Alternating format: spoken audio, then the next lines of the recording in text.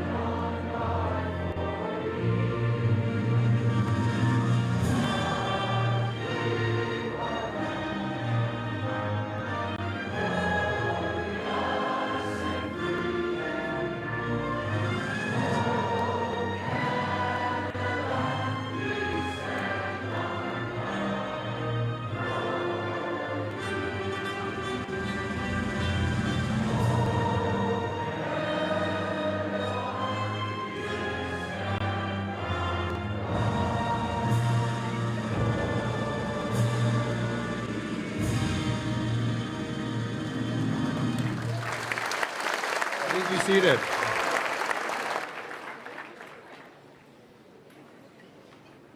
Good morning, and welcome to the Big Top here on Campbell Common.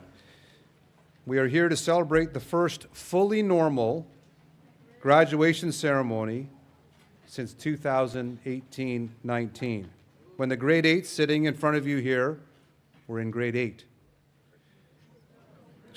Sorry, grade 12 sitting in front of you were in grade 8. Grade 8s are back there. I needed my glasses here. Well, last year was mostly normal. There were interruptions to the traditional Brentwood flow. Last year, when the Omicron variant arrived, we were pushed back to the virtual gatherings, making it masking in certain locations, and for the lucky ones, a 2 or 3 night stay at the luxurious Deer Lodge Motel. I want to acknowledge a number of people that are here today, some special guests. We have governors here, Old Brentonians, parents, family members, and emeritus staff. Furthermore, I'd like to thank our students and staff for making the 2022-23 school year so memorable, meaningful, and magical. Last night was my favorite evening of the year. It is the last night that the grade 12s sleep in their boarding houses. For some of them, that has been 4 or even 5 years. And it is the time when each house celebrates their unique traditions, presents House Awards, and passes the torch of leadership from the grade 12s to the grade 11s. As yearbooks are distributed in the houses and house songs ring through the hallways, it is an evening of laughter, reflection, and embraces. Now, it may sound funny, but I love the misery, the sadness, and the tears. So why would I take great joy in this? Well, partly that's just who I am. But because it really speaks to something different, a chemical reaction and a litmus test. It means that all of their connections and relationships that they have forged over the years at Brentwood deeply matters to them. And if we can create a platform for young and old to feel, then the world, I think, will be okay. While we say goodbye to our grade 12s today, we also farewell a number of our staff who have made a lasting impact on our school. Firstly, the boarding faculty assistants, or BFAs. They support all of our students and staff in a myriad of ways. While their primary role is to support our boarding program, they immerse themselves in all aspects of school life, including athletic coaching, supporting the arts, guiding clubs, and covering classes.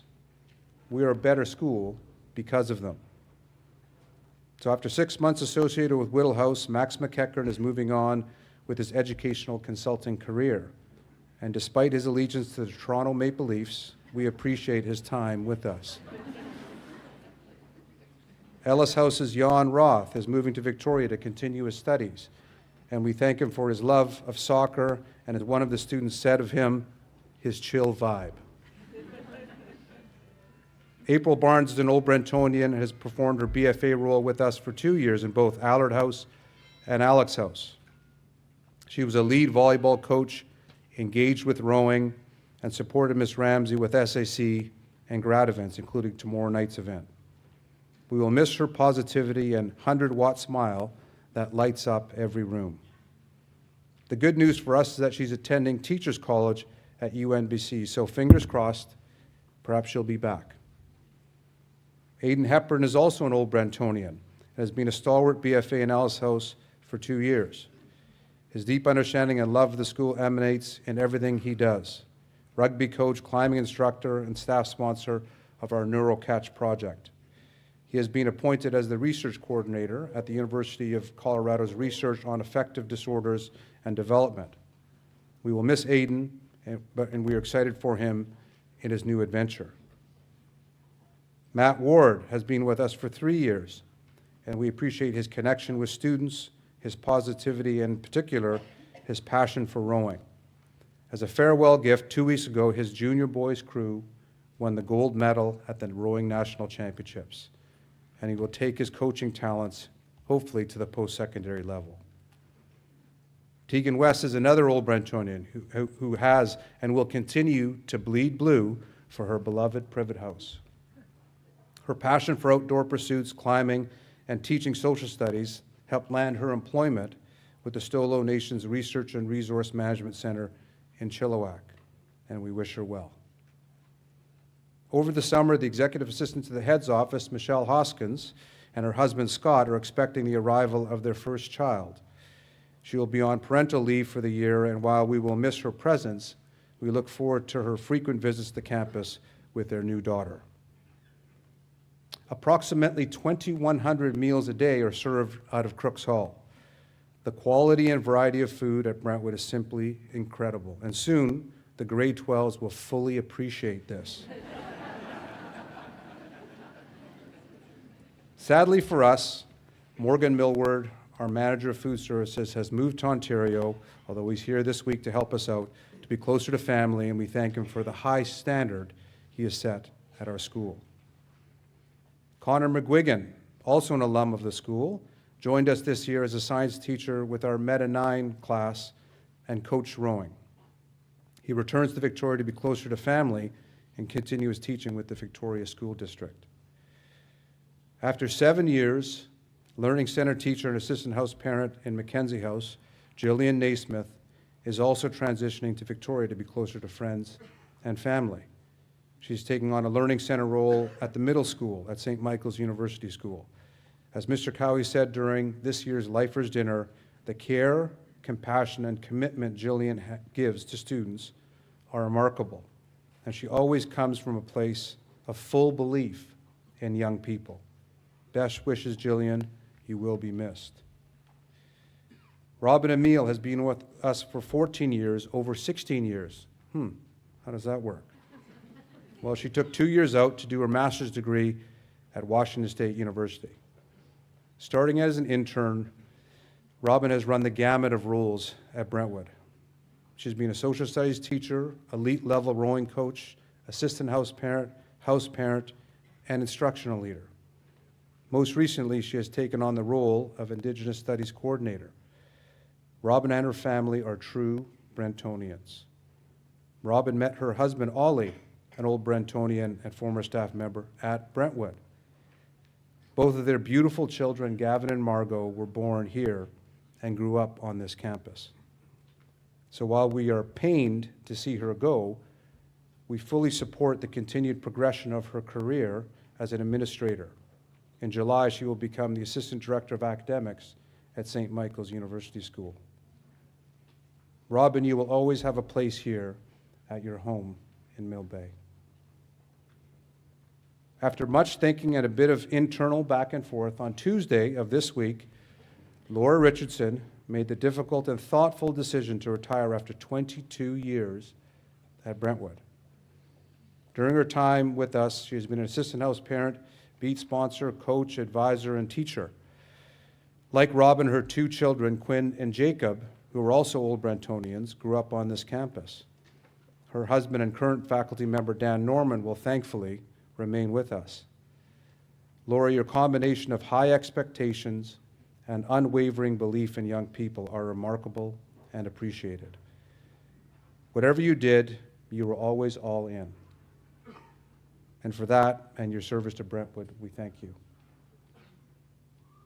While we celebrated her retirement during our last assembly on June 8th, it is important for our community to thank and acknowledge and appreciate the impact Cheryl Mertland, Deputy Head Academics, has had on our school. Since her arrival in July of 2015, she has methodically moved us forward along the strategic priority of becoming a leading-edge place of learning.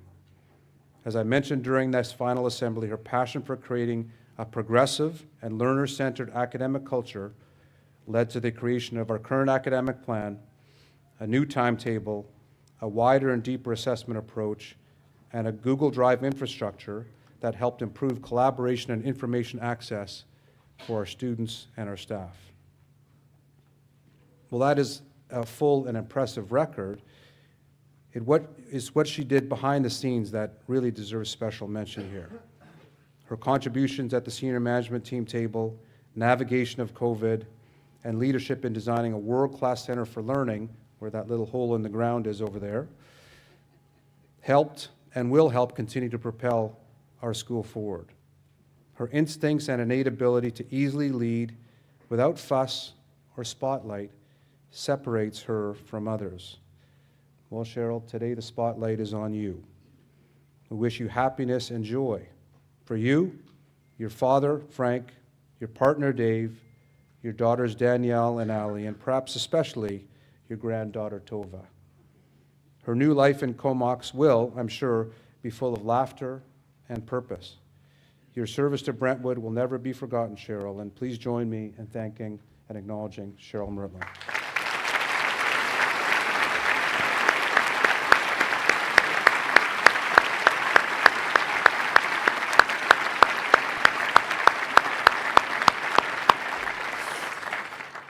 Mr. Dan Jarvis joins us today with his wife, Wendy. They are proud parents of Betsy, a graduate from Mackenzie House in 2009. Mr. Jarvis was the chair of our Audit and Finance Committee, and he's the current vice chair of our Board of Governors. Beyond their fiduciary responsibility, the governors oversee the school's strategic direction and recognize their stewardship and responsibility for not only the entire 100-year history of Brentwood, but also the next 100 years. They also hire and fire the head of school. So please be nice to him. To make a special presentation and bring greetings from the Board of Governors, please welcome Vice Chair, Mr. Dan Jarvis.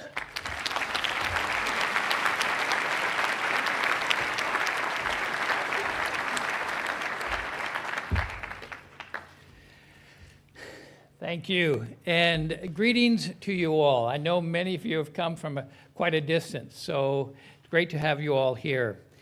And congratulations, of course, to the graduating class from the board, and I'll have a little more to say about that.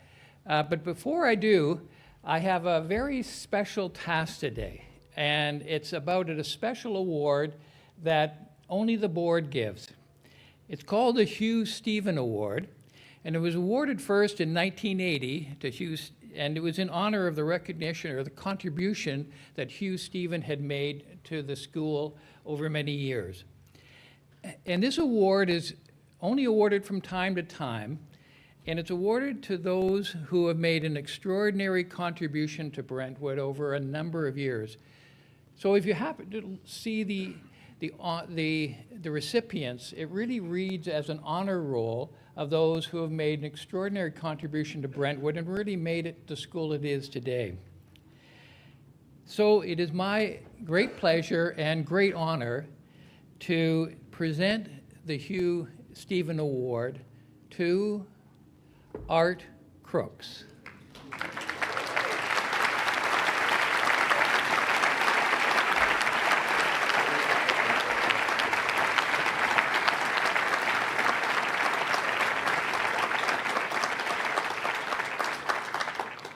Art joined the board in 1994, and he was chair from 2004 to 2010, and he continues to be a very active member of the Finance Committee and a trustee of the foundation. 3 of his children attended the school, and now he has grandchildren, and Finn is graduating with the class today. So the Crooks family, as you can see, is very woven into the fabric of Brentwood. Art's contributions have been many and are visible in many ways, but he was very instrumental in his early days on the board in recognizing that the school needed a more established way of advancement, of building philanthropy at the school. And he saw the need for philanthropy in 2 very important ways. One was to build the buildings you see around you, so the capital that's needed there. But he also saw it in terms of the financial resources that a foundation has to provide financial assistance to ensure that this school remains accessible to a broad range of students. So he led the way there, and he also led by example. And his major gift is one you can see today in Crooks Hall, and many of you I know have benefited from that generosity. He's also continued to support with Mary Jane quite a number of activities in the school, including a boat fund and bursaries. I've had the pleasure of being on the board with Art now for some years and really value his contribution. At the board meetings, we have very active, engaged discussions, a lot of back and forth, but I never feel the discussions have really truly come to a conclusion until Art has made his comments clear. So it's always fun to be part of that process. I also want to acknowledge Mary Jane because I've had many, many wonderful conversations with you at school events, and your contribution has been huge to the school, so thank you as well. So I'm very pleased and very honored to present this award. So Art, if you could come forward, we would do the formal part of this.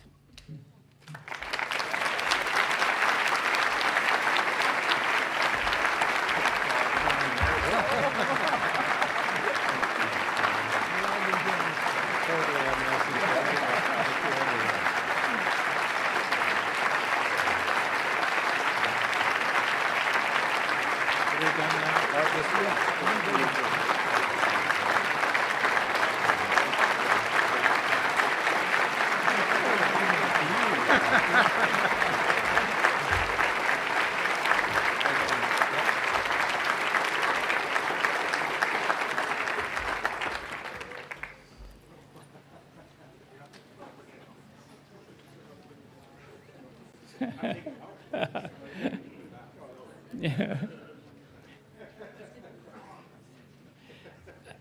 And now, on behalf of the board, congratulations to the graduating class.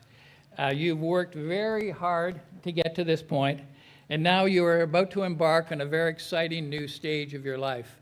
And I have to say, I'm a bit envious because I sort of go way back to my boarding school was the place called Ridley, way back east. But it was okay, you know. But I went on there to Queens and loved the transition. Wasn't sure exactly what I was going to take when I got there, but I had a wonderful first-year professor in economics. I still remember Martin Perkovny, and he put me on a whole track, which was a great track. And you're about to enter that exciting new stage. And as you do, I just have a couple of thoughts for you. One is build on what you've learned here. You've had an exceptional opportunity to combine great academics with sport, with art, and go in directions you might not have chosen, but you've learned and you've done it. And you can build on that as you go on to your next stage and seize the opportunities that you will be presented with. So I encourage you to do that, to build on this great experience. The other thought I have for you is just keep in touch. You've made great friendships here, and these friendships can last a lifetime. I can say personally that one of my very best friends was from my Ridley days, and we went in very different directions. He was a journalist, I was a business executive, but every time I went to Toronto, for practically every time, I would try to get together with Tom, and we would have these great conversations that would wind into the evening, and there was a very special quality to them, which was based on the beginnings that we had together at Ridley. You can also evolve the relationship you have with the school, and that will take new chapters over time. So I really encourage you to stay in touch with the school in that way. And you'll be very busy at different stages of your life, but it's a very important, this Brentwood family is a great family to be part of, so stay in touch. Finally, just to the parents here, my wife Wendy and I were driving up here, and we remembered well 2009 when our daughter graduated. It's a great day, and I just want, on behalf of the board, to wish you all well as you celebrate this very special moment. So thank you all. Thanks, Ben.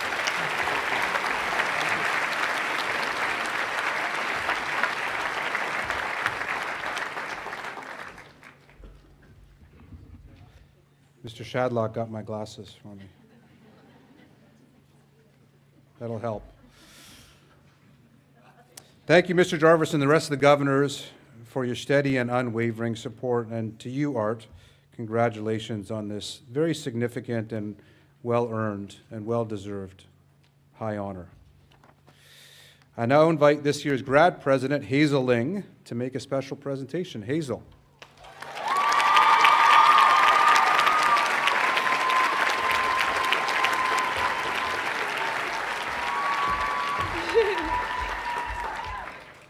Oh, wrong thing.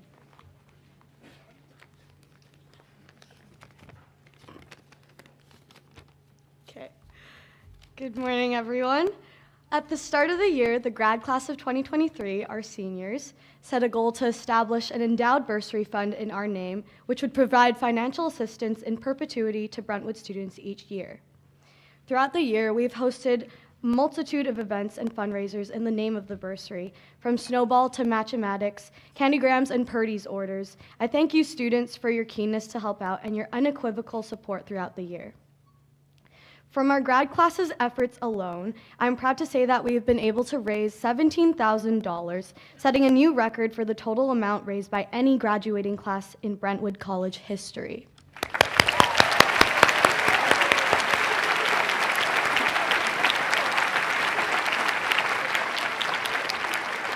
Not only have we as a class put our efforts towards achieving this goal, but many parents, some of which are in attendance today, have also provided support through donations.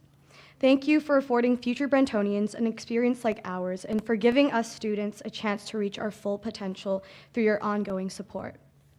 With the help of such donations, we were able to draw the number to $98,554 to establish the complete class of 2023 bursary fund.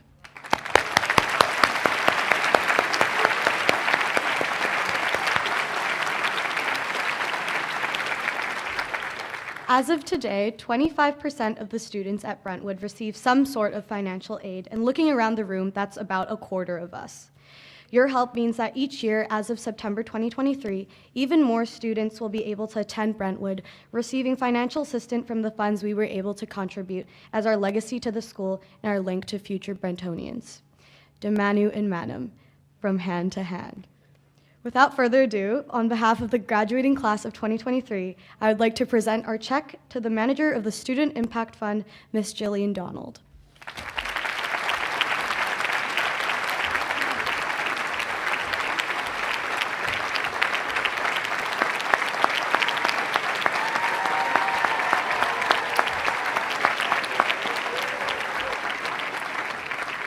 Well done, Hazel. Thank you, Hazel and Ms. Donald and the 2023 grads and their families for ensuring that future worthy students have access to the Brentwood experience, and your gift will ripple through the next generations of Brentonians. For those of you that have programs, you will see in the program a highlight summary of the 22-23 school year, and I encourage you to soak in all the accomplishments of our students and staff. Brentwood has an incredible academic program, spectacular arts experience, and nationally recognized athletic department. Furthermore, Brentwood College School is a global leader in boarding. This fantastic combination of programming is what really makes Brentwood different than other schools. Or does it? When we strip away the emotion and bias of our tribal instincts, the truth is that many schools, including Ridley, have awesome academic programs, arts, and athletics. Other schools, though fewer in number, can say they have a strong boarding program. So I like to believe that Brentwood is much more special than those other schools. And with apologies to Mr. Johnston, Ms. Harvey, and our admissions team, I'm sure today at closing ceremonies around the country, a much better looking version of me, probably in the exact same attire, is boasting about how amazing their school is. and I hate to break it to you, schools, especially independent schools, are more or less the same. So the question then is, what actually makes Brentwood different? To find this answer, I always seek the counsel of our students, particularly the grade 12s. They are the users of this experience. In September, my research begins with a series of focus groups. I have the pleasure of hosting all of our grade 12s by house groups for a barbecue and chat at the head's residence. It's just me and them. So over 8 evenings, I get to meet, listen, and engage with each of them.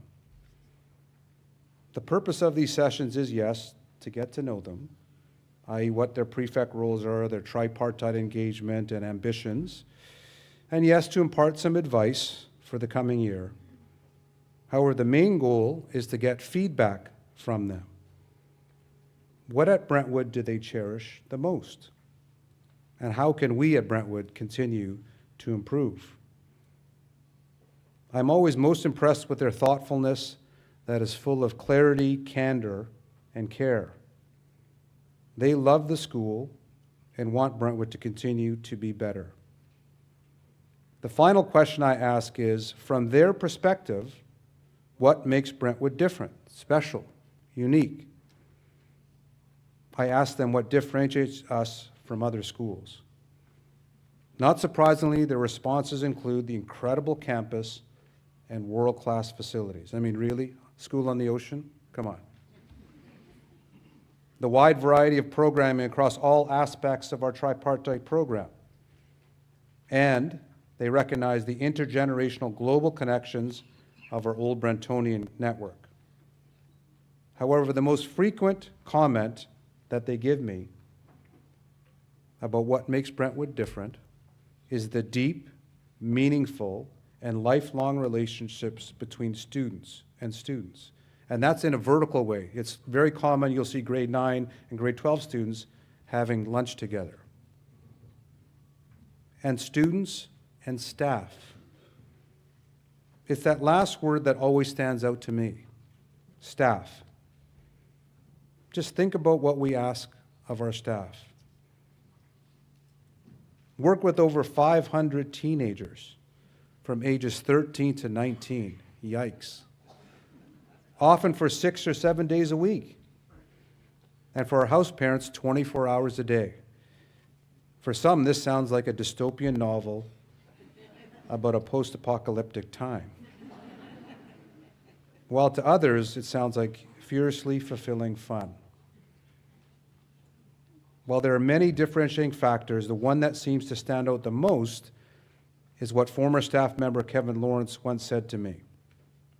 At Brentwood, we don't do things to students, we do things with students, or better put, with each other.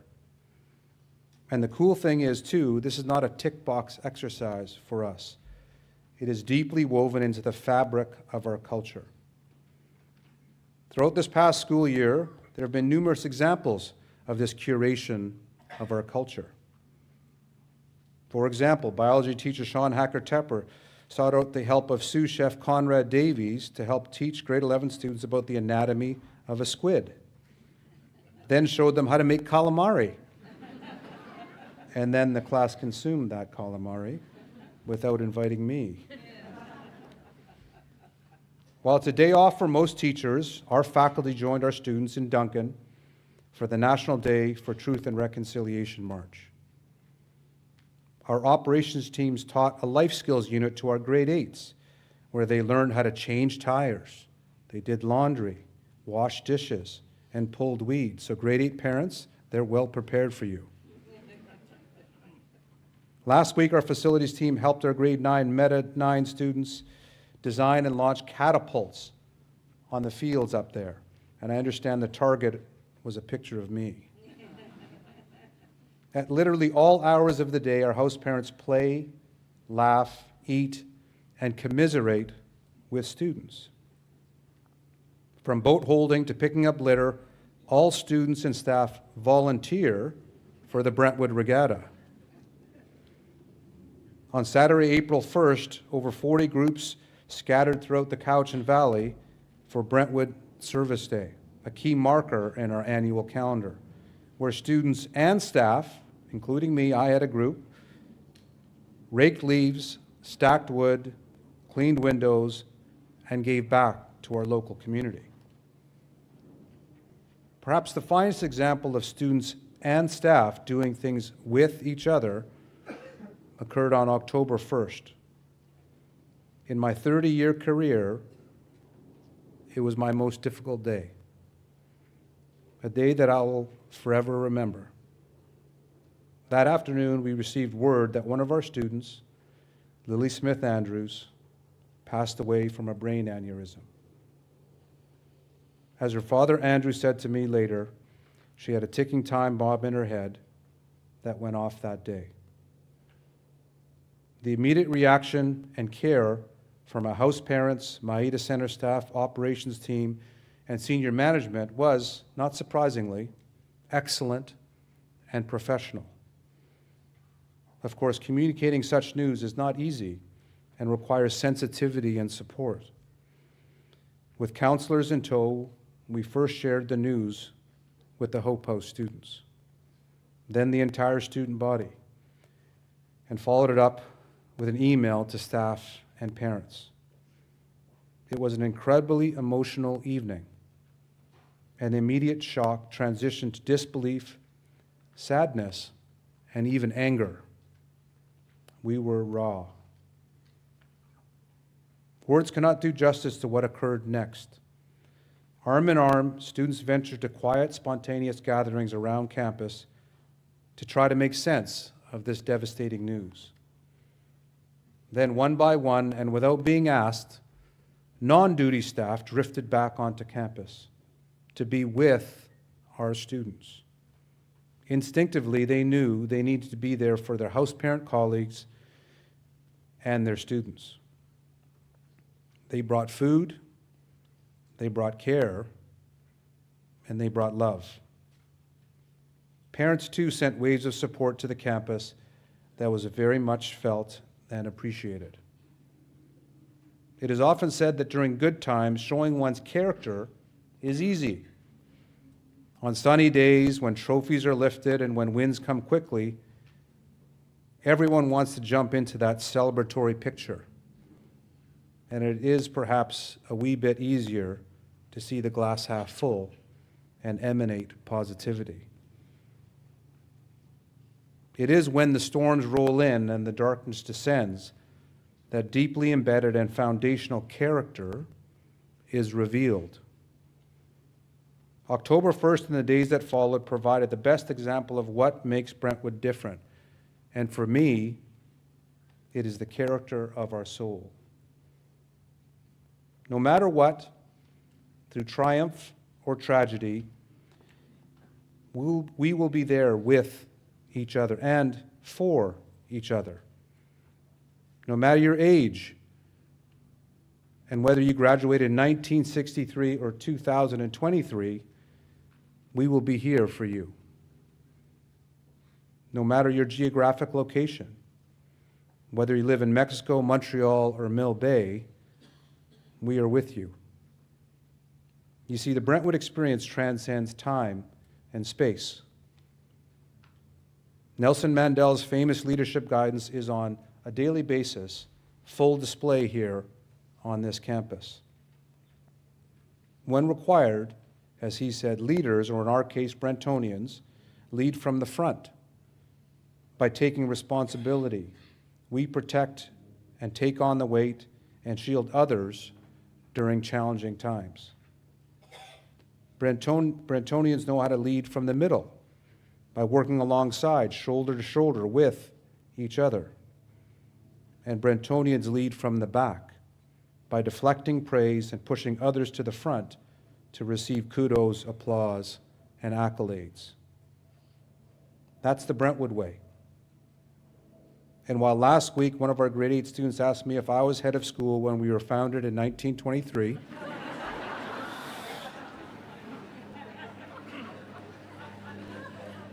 got to work on that program as well, I think.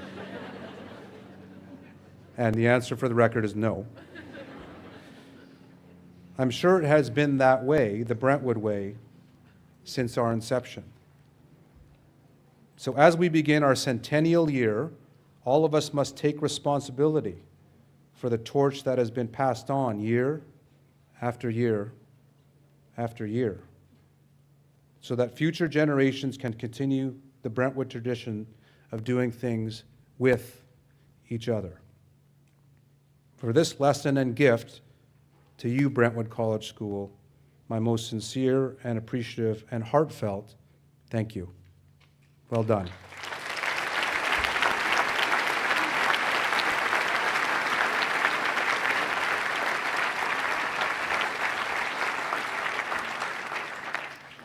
There's a big row of McDonald's here. Well, actually, there's some non-McDonald's I see in the row, too.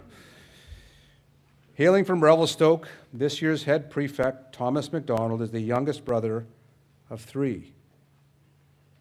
His 2 other brothers are also proud Old Brentonians and passionate Privet House members.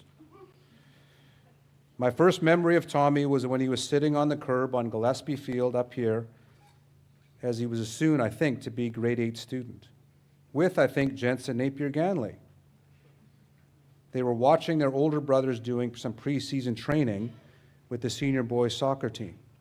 Jensa was excited about joining Brentwood's grade 8 program, and Tommy desperately wanted to start too. However, his parents literally had to drag him back to Revelstoke. Mr. Johnson, our admissions director, told me a story about when he was touring one of the older brothers, I'm not sure which one, on an admissions tour, and an 11-year-old Tommy McDonald quickly blurted out, "If he doesn't want to come, can I take his place?" We are so happy to have Ben, Will, and now Tommy with us. And for you, Tommy, thank you for your engagement, service, and love of Brentwood. Please welcome to the podium your head prefect, Thomas McDonald.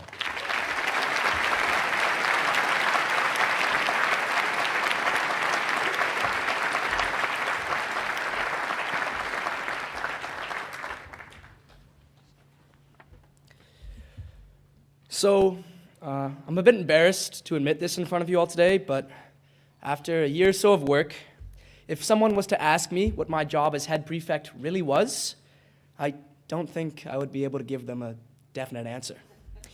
If I had to give it my best shot, it would be something along the lines of assistant regional manager, / assistant to the regional manager, / motivational speaker, with a pinch of cafeteria duty and a whole lot of just hanging out. Truth be told, if you ask anybody else around here what it is exactly that I do, I think their answer would be along the same lines. What I've learned this year, however, is that it is not what a head prefect does that matters.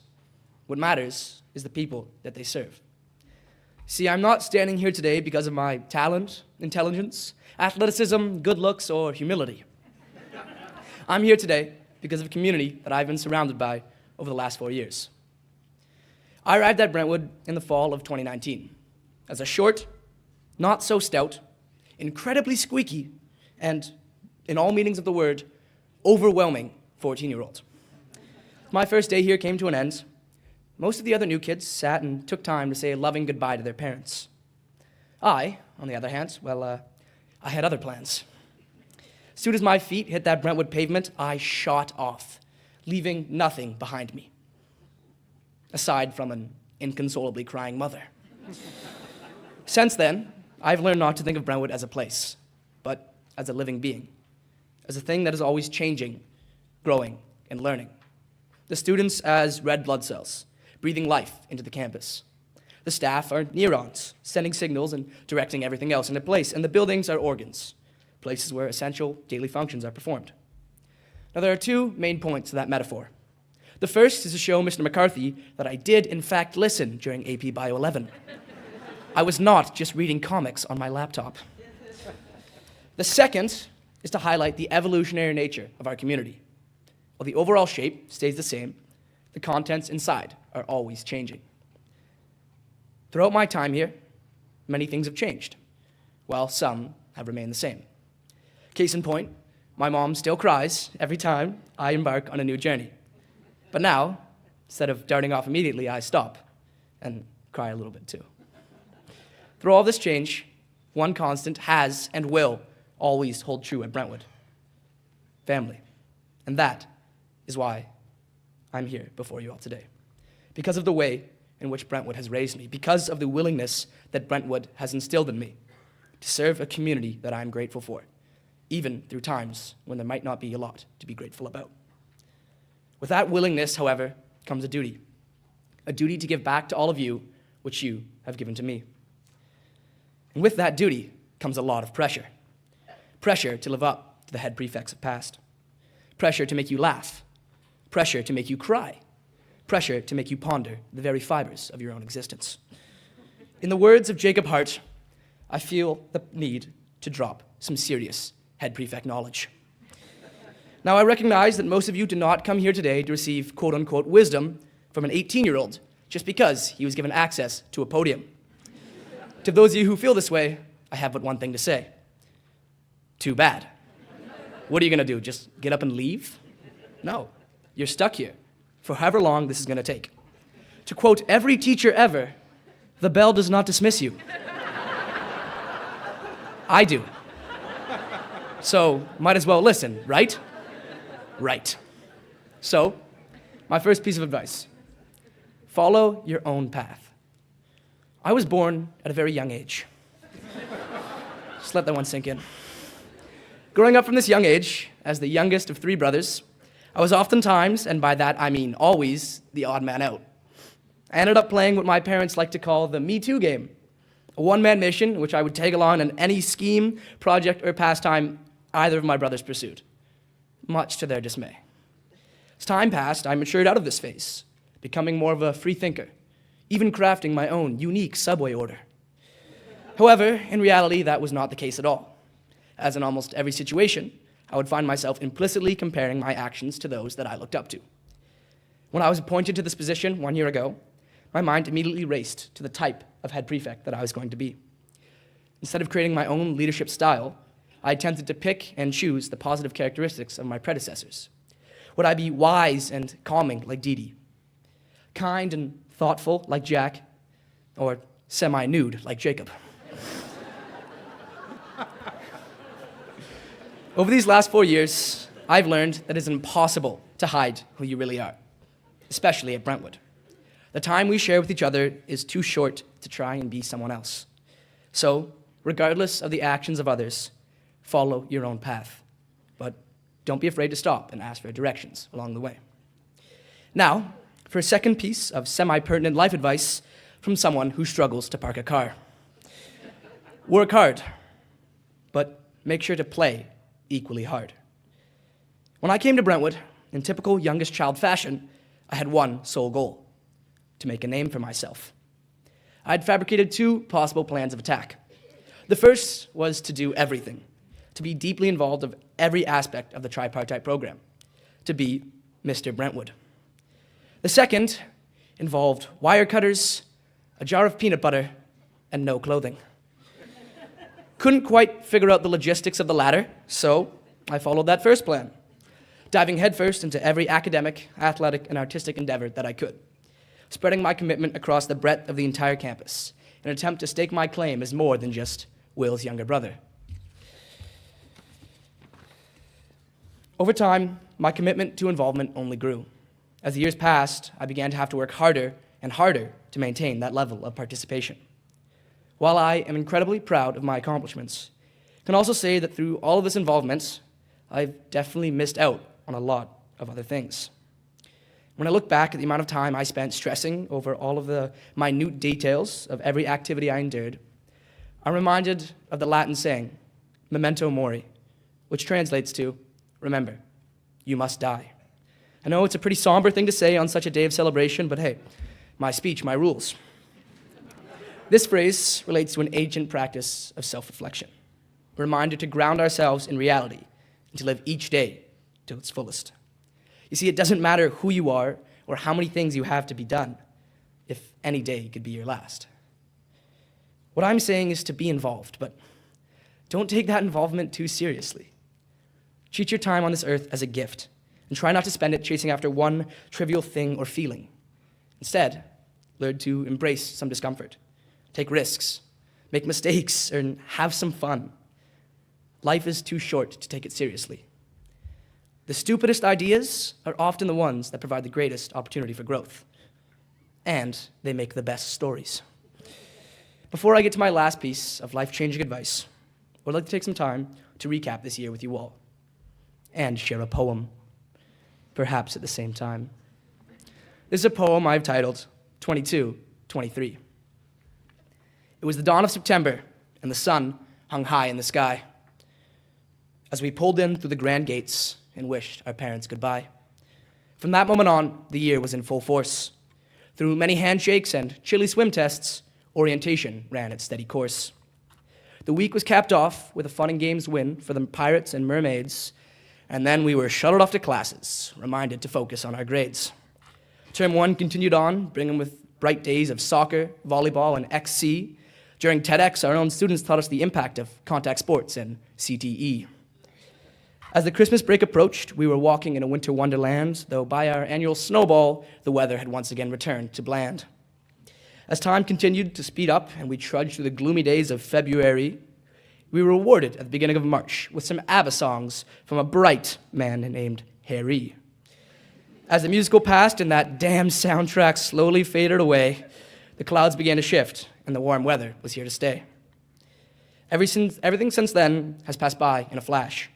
Sports provincials, lifers dinners, and exams, all forming one crazy mash. Now, today under this tent, it is time to bring this year to an end. These crazy 9 months for surviving, you all I commend. That was a recap of 22-23, and for the last time, I did not write this using ChatGPT. Thank you. Now, for my third, final, shortest, but arguably most important piece of advice.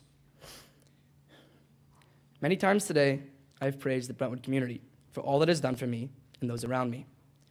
Those of you who have never experienced what we have here may not realize just how important this community is to its constituents.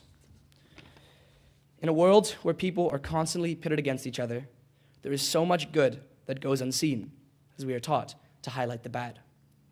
That good is done through networks of positive people working together in harmony.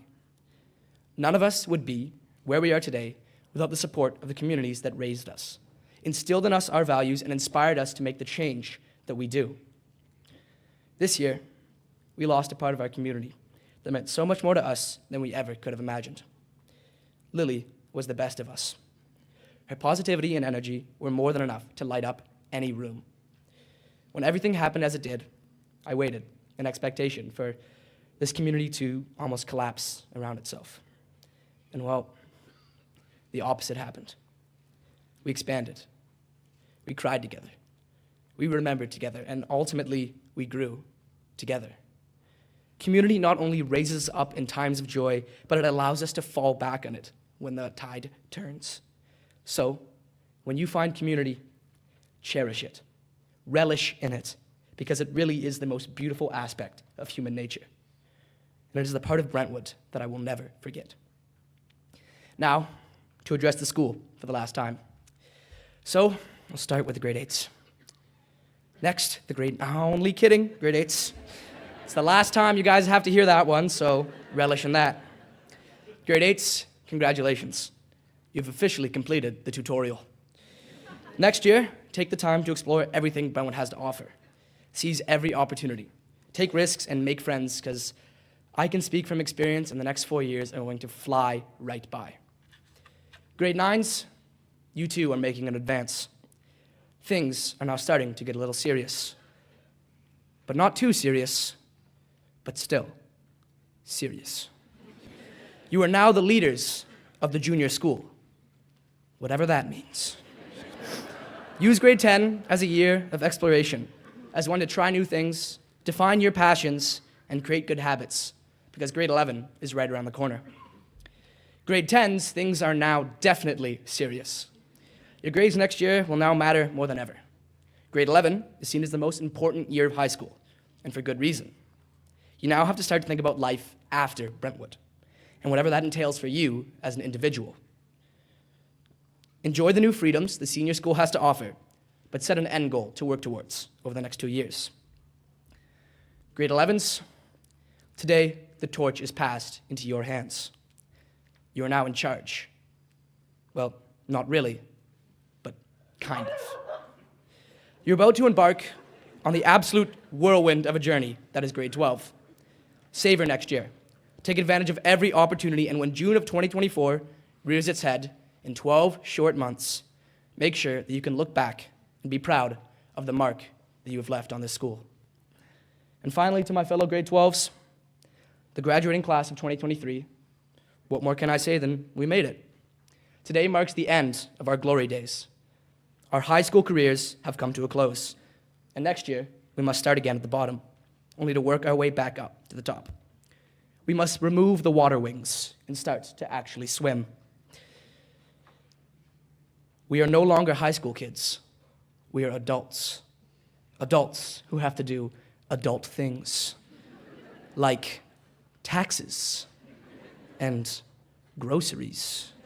And come to think of it, I'm not exactly sure what it is that adults do, but I guess we will find out together. So, no matter your plans for the future, I wish you all the best of luck. I hope in the future to be able to bump into you on the street, share a laugh, a hug, and maybe even a cup of coffee, if I learn to enjoy coffee. And to Brentwood, I know I'm starting to sound like a broken record, but what more can I say besides thank you for trusting me with this role in my grade 12 year, for sticking by my side as I learn the ropes, and for making this year as memorable as it has been. To the lads of Privet House, thank you for being my second family all these years. You are all my younger brothers, and I expect great things from all of you. Always remember that we bleed blue. Mr. Rodriguez, your kindness is surpassed only by your beauty. Your guidance, alongside with the care that you have shown for not only myself, but for my entire family, will never be forgotten. And for that, I thank you. Mr. Neufeld and Miss Walensky, my second set of parents, thank you for putting up with the loud, rambunctious, and often annoying grade 9 that I was. And thank you even more for putting up with the loud, rambunctious, and often annoying grade 12 that I was. Mr. Patel, you can still be my wingman anytime. Thank you for being a mentor, a role model, and a friend. I'm incredibly grateful for everything you have done for this community and myself. Jensa, Miranda, and Christine, thank you for being my rock this year, for keeping me grounded, and for always being there to support me. To the boys, or the monks, what more can I say than preach? Ned, I will see you this summer, and next year, and the year after that. You're not getting rid of me that easy. And Avik, I don't even think that I can encapsulate our friendship in words, because then I would be asked to leave the stage. To my actual brothers, Ben and Will, I know that most between us goes unsaid, but you cannot begin to understand the impact that you've had on me. Thank you for carving the way for me, not only at Brentwood, but throughout life.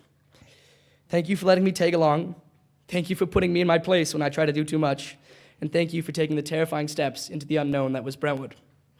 When I grow up, I want to be like you guys. Mom and Dad, all I've ever wanted to do is make you guys proud.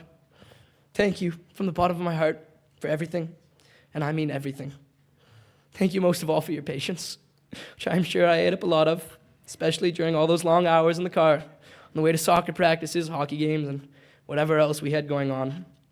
I will never be able to repay you for the values you have instilled in me, and for how hard you guys have worked to allow my brothers and I to experience Brentwood. But I'm going to work my hardest every day to try. I love you, and thank you. 1,000,000 times. And finally, I want to thank all of you. Thank you, Brentwood, for the best 4 years of my life. I will never forget you, and I will miss you all incredibly. I would like to leave you all with an incredibly cliche quote from the greatest piece of television history, The Office.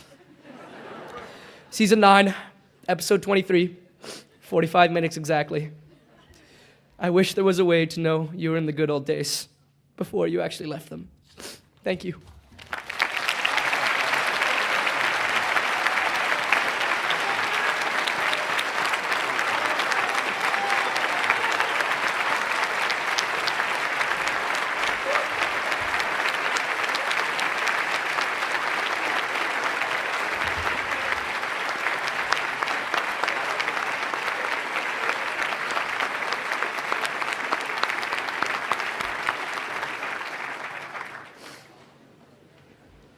think I have some allergies. I think Tommy has them too. And Tommy's mom too, I guess she has. Yeah. Okay, well done, Tommy. Thank you for those amazing words. We now move on to our academic and heads awards. And while we've heard so much about Ms. Mertland the last few weeks, I want to publicly thank Mr. Wardrop for his leadership in helping us fulfill and fully implement the revised BC curriculum, for guiding our faculty's professional development, and always putting our students' learning at the center of our decision-making. To present academic awards and heads awards, please welcome to the podium Ms. Mertland and Mr. Wardrop.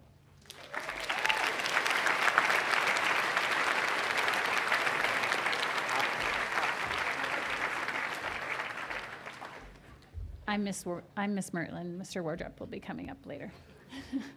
Good morning. At Brentwood, deliberate emphasis is put on students committing to academics, arts, and athletics, and also boarding life. In a world where specialization is becoming more common, we believe that young people need to experience a variety of opportunities in order to figure out where their true passion lies. This can take a while, and some do not find it while they are here with us. But what they do find, we hope, is a spirit of innovation, solving problems, working with others, and trying new approaches. Today's celebration helps us to recognize students who have demonstrated excellence in the classroom, in studios, on the fields, in the gym, and in citizenship. Although excellence is often defined as the best, what is most important from my perspective is to acknowledge the incredible effort and determination that all of you have put in your work here at Brentwood this year.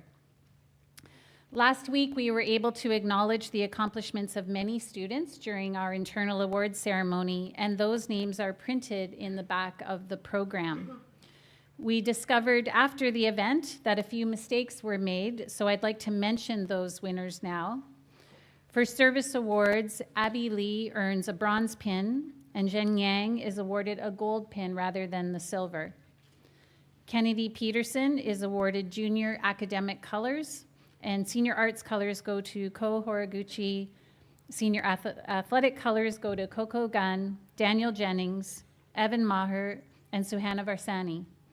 With these additions, Daniel and Suhana earned triple colors. We congratulate each of these students. Once final marks are entered, we may have more academic colors to award in September or sent in the summer for those students who are not returning to Brentwood.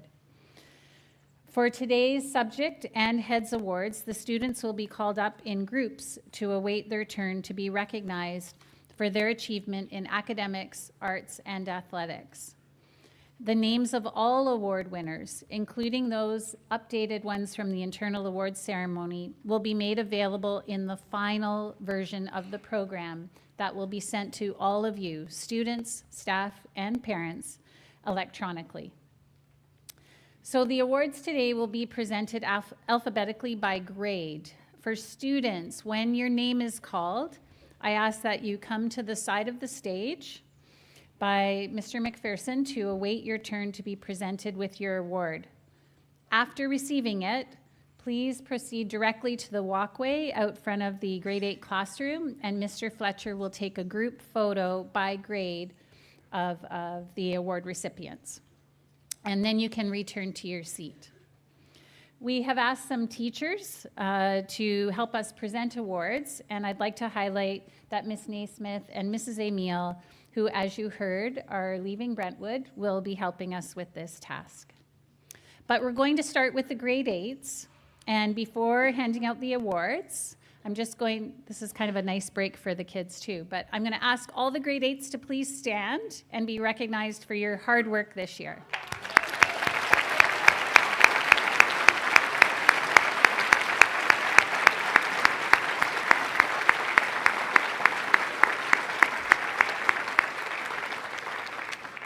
I will call the winners to the stage and ask Ms. Waugh to please come forward, our grade 8 program coordinator and humanities teacher, who will help present the awards with Mr. Patel. And we're thankful to Mr. Rodriguez, who's going to keep the prizes coming. I ask that you please hold your applause until all the students in the grade or group have been presented with their awards. So would the following students please make their way to the side of the stage? Bowen Calder, Emily Gage, Riley Hedquist Marshall, Owen Lawrence, Sebastian Woolman, Oliver Mottershead, and T. Tamrana Nawasawat.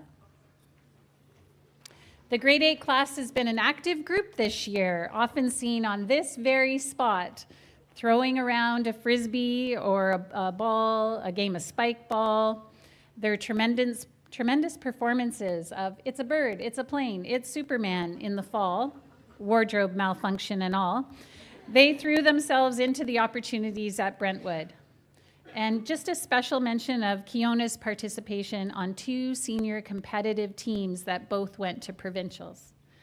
The grade 8 subject prize winners are Bowen Calder, Social Studies 8. Rowan Cameron, who can't be here today but deserves mention, for French 8. Emily Gage, French Immersion 8. Riley Hedquist Marshall, Arts 8. Owen Lawrence, Math 8. Sebastian Woolman, Physical Education 8. Oliver Mottershead, Science 8. T. Tamrana Nawasawat, English 8. As well as these subject award winners, some students will see their names in the final program as runner-up to subject awards. For grade 8, Arnie Marasak and Jaden Radnarat will find their names there. Congratulations to our grade 8 winners.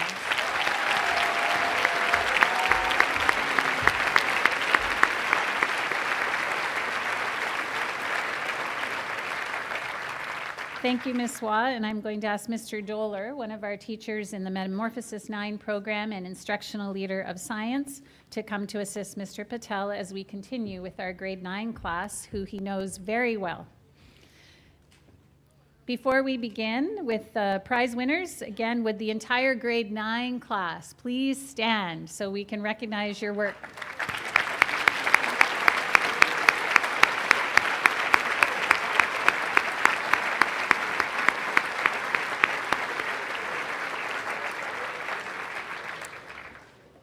And would the following grade 9s please make their way to the side of the stage?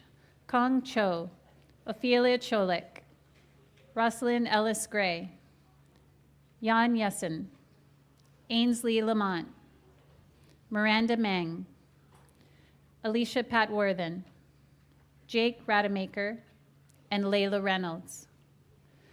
The 9s began the year with the best results in the cardboard boat challenge to date. We also had the best weather at Strathcona Park, perhaps because I was there, I'm not sure. We saw some growth in the ability to do research, although looking at a few of the catapults last week, maybe some of the groups needed to do a little more research. But for the parents, you should know that your child now knows how to use an electric drill. There are many memorable performances in arts and sports that fill the 2022-2023 Smug Mug pages. Our grade 9 winners: Kong Cho, Beginner's Mandarin; Ophelia Cholik, Immersion French 9; Rosalind Ellis Gray, Spanish 9; Jan Yessen, Heads Athletics Award; Ainsley Lamont, Metamorphosis 9; Miranda Meng, Math 9; Alicia Patworthen, French 9, Heads Academics Award; Jake Rademacher, Metamorphosis 9; Layla Reynolds, English 9, Metamorphosis 9. As well as subject award winners, the additional runner-up names are Ben Akindipe, Chloe Dorward, Aislinn McKenzie, Christian Mient, and Rowan Thompson. Congratulations to our grade 9 winners.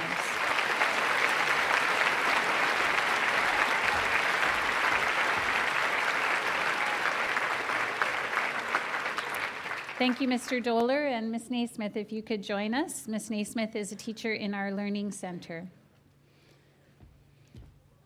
Would all of our grade 10s please stand so we can congratulate you?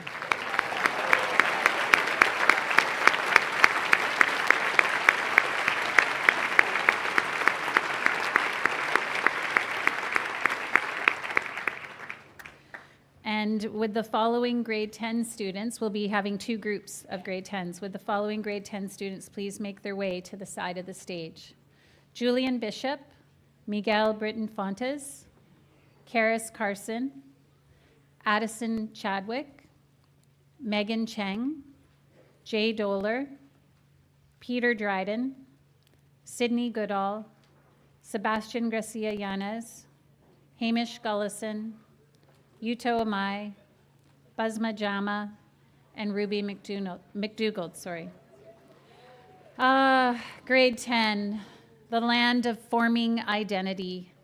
Not grade 9 with Metamorphosis 9 and first year of high school, and not grade 11 where things really get tough, as Tommy mentioned. Grade 10 is the last year to get study habits figured out, tackle those time management issues, and learn to ask for help. You also may be pushing yourself to get stronger and faster to make senior teams. The following students seem to have managed to figure a lot of that out. Julian Bishop, Heads Athletics Award. Miguel Britton-Fontes, Mandarin 10. Karis Carson, Heads Academics Award. Addison Chadwick, Social Studies 10. Megan Cheng, Heads Academics Award. Jay Doler, Design 11, English 10, Heads Academics Award, Heads Arts Award. Peter Dryden, Heads Athletics Award. If the students want to move a little closer, so you're, there's a lot of names in the program. Sydney Goodall, Introduction to Business 11. Sebastian Garcia Yanez, Beginners French. Hamish Gullison, Spanish 10, Heads Academics Award. Yuto Amai, Heads Athletics Award. Basma Jama, Heads Athletics Award. Ruby McDougald, Heads Athletics Award. Congratulations to our first group of grade 10s. Stay here.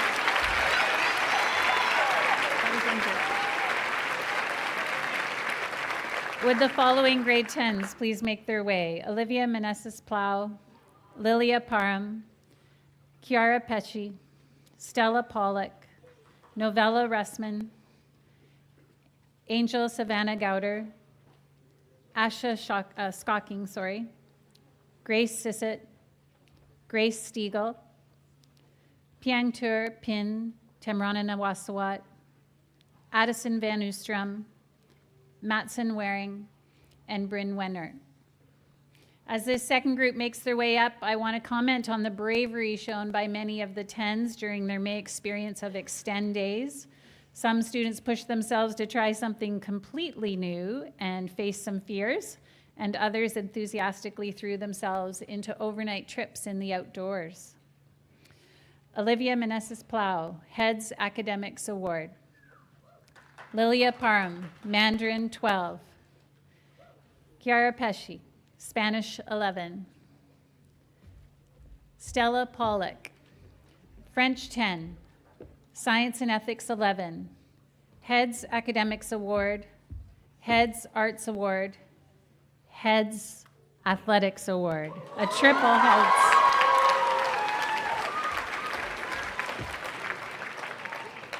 Novella Russman, Heads Athletics Award. Angel Savannah Gowder, Social Studies 10. Asha Skocking, Beginner Spanish, Science 10. Grace Sissett, Heads Athletics Award. Grace Stiegel, Heads Academics Award. Piangtur Pin Temrananawasawat, Mandarin 11, Science 10, Sustainable Engineering, Heads Academics Award. Addison Van Oostrom, Python Coding 11.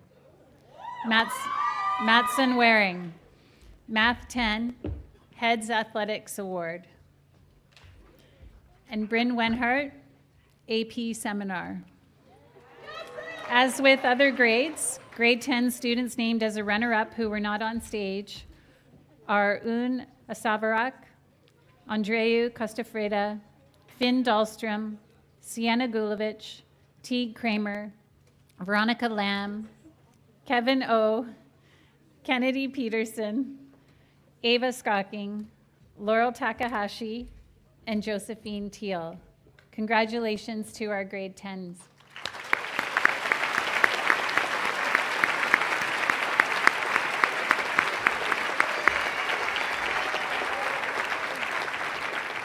Thank you, Ms. Naismith. I now turn things over to Mr. Wardrop.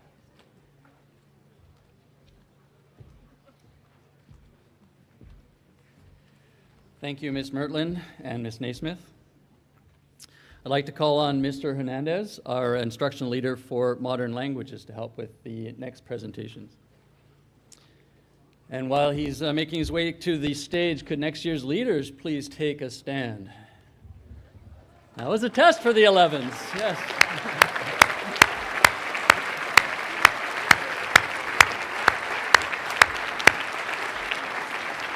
We'd like to thank all of you for all the hard work you put in to make it through grade 11 this year. Now, would the following students please make their way to the side of the stage? Tulwani Adarabebe, Marin Almasi, Nathan Carter, Mimi Dryland, Jillian Duta, Nicholas Eckenstein, Taylor Edwards, Joshua Fakalujo, Cleo Fernie, Tedra Gunn, Daniel Jennings, Sonia Khan, Phoebe Killam, Katie Lenarchich, and April Liu. So if you listen to the whining, if you listen to our grade 12s, they'll probably tell you that they've got it pretty tough, but at Brentwood, grade 11 is arguably the toughest year. Students transition to the senior school, faced with the reality that courses are considerably more difficult, and the idea of preparing for university gets a whole lot real. Our 11s also start turning an eye towards leadership. They start seeking ways to contribute to the community in a broader sense. And if you're looking for all in, it's this group that you want to turn to.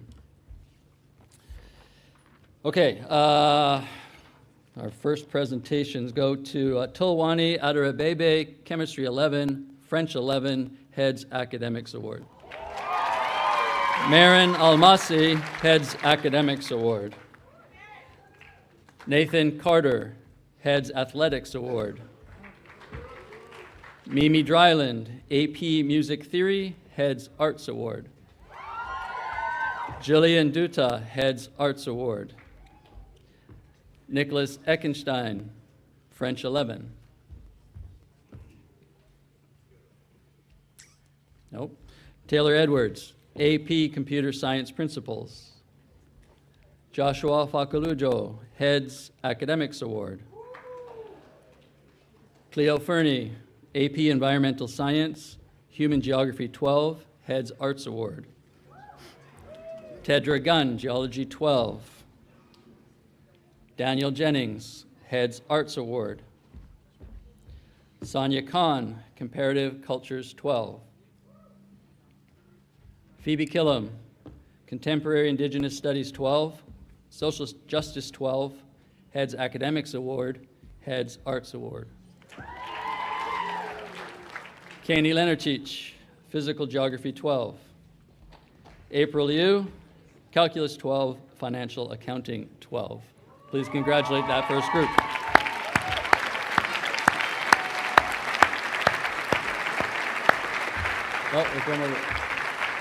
With the following grade 11s, our second group of grade 11s, please make your way to the side of the stage. Sophia Lucaris, Bern Mabane, Tyson Ing, Milan Pasquale, Brooke Ramsey, Simrit Sarau, Sophie Scott, Elliot Shepard, Charlie Swenson, Florence Terrian, Sabine Tom, Suhana Varsani, Carla Wengler, Edith Wong, Ginger Warland, Zhen Yang.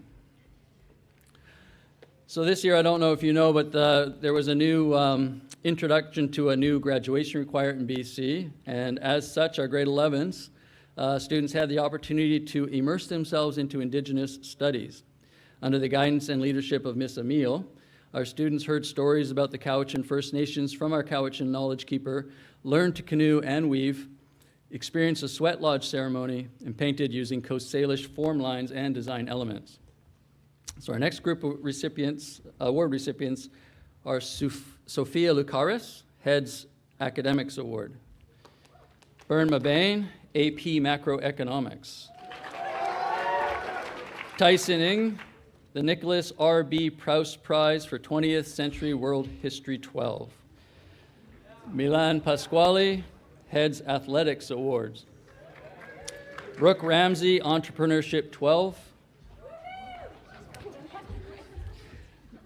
Simrit Sarau, Heads Academics Award. Sophie Scott, English 11. Jerry Pennell's Award for Anatomy and Physiology 12, Heads Academics Award. Elliot Shepard, Physics 11, Pre-Calculus 11, Heads Academics Award. Charlie Swenson, AP Art History 12. Florence Terrian, Foundations of Math 12, and the Harris & Co. Scholarship for Law 12. Sabine Tom, Heads Arts Award. Suhana Varsani, Chemistry 11, Life Sciences 11. Carla Wengler, AP French Language 12, Life Sciences 11. Edith Wong, AP Research. Ginger Warland, Heads Athletics Award. Zhen Yang, Heads Arts Award. Congratulations to our grade 11 students.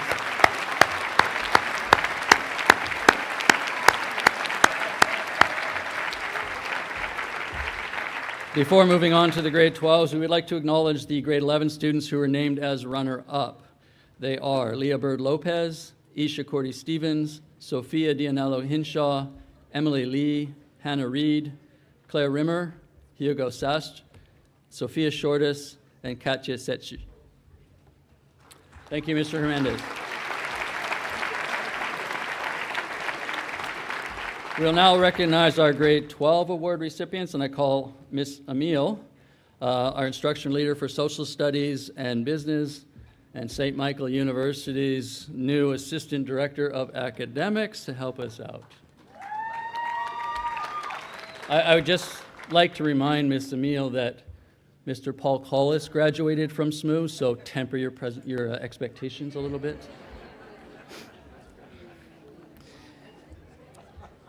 Would the following students please make their way to the side of the stage? Pilar Avila Megalejo, Avik Bakshi, Felicity Bertz, Josh Brennan, Ariel Chim, Nick Chomsky, Samantha Davis, Joffrey Decor, Francois Dekema, Macy DeWalt Rose, Jack Doler, Abigail Donaldson, Dylan Gage, Ankjin Ganbatar, Alana Harrison, Denzi James, Arden Ko. So our grade 12s are a pretty impressive bunch. They spent the years taking numerous AP courses, applying post-secondary programs, basically planning their entire futures, They also mentor our younger students. They spend hours in dining hall duty and even more hours in house duties. They competed this year in sports at provincial and national championships. They create art for a number of special shows throughout the year, as well as on-stage performances. They truly are a pretty special group. Pilar Avila Melgarejo, Spanish 12, Heads Arts Award. Avik Bakshi, Heads Athletics Award. Felicity Bertz, Hugh Brackenbury Plate, and Heads Academics Award. Josh Brennan, Heads Arts Award. Ariel Chim, Bruce Tate Award for Physics, Heads Academics Award, Heads Arts Award. Nick Chomsky, Ruth Bull Prize for Literature 12, Heads Academics Award. Samantha Davis, Heads Arts Award. Joffrey Decor, Pre-Calculus 12, Heads Academics Award. Francois Decama, Heads Arts Award. Macy DeWalt Rose, the Arthur Privet Prize for English 12 Studies, Heads Academics Award. Jack Doler, Chemistry 12. Abigail Donaldson, Heads Arts Award.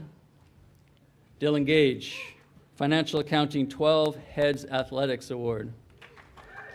Engchin Ganbatar, AP Microeconomics. Alana Harrison, Heads Athletics Award. Denzi James, the Judith Mason Award for AP Studio Art. Arden Ko, Chemistry 12, Political Studies 12, Heads Academics Award. Please congratulate that first group of grade 12s.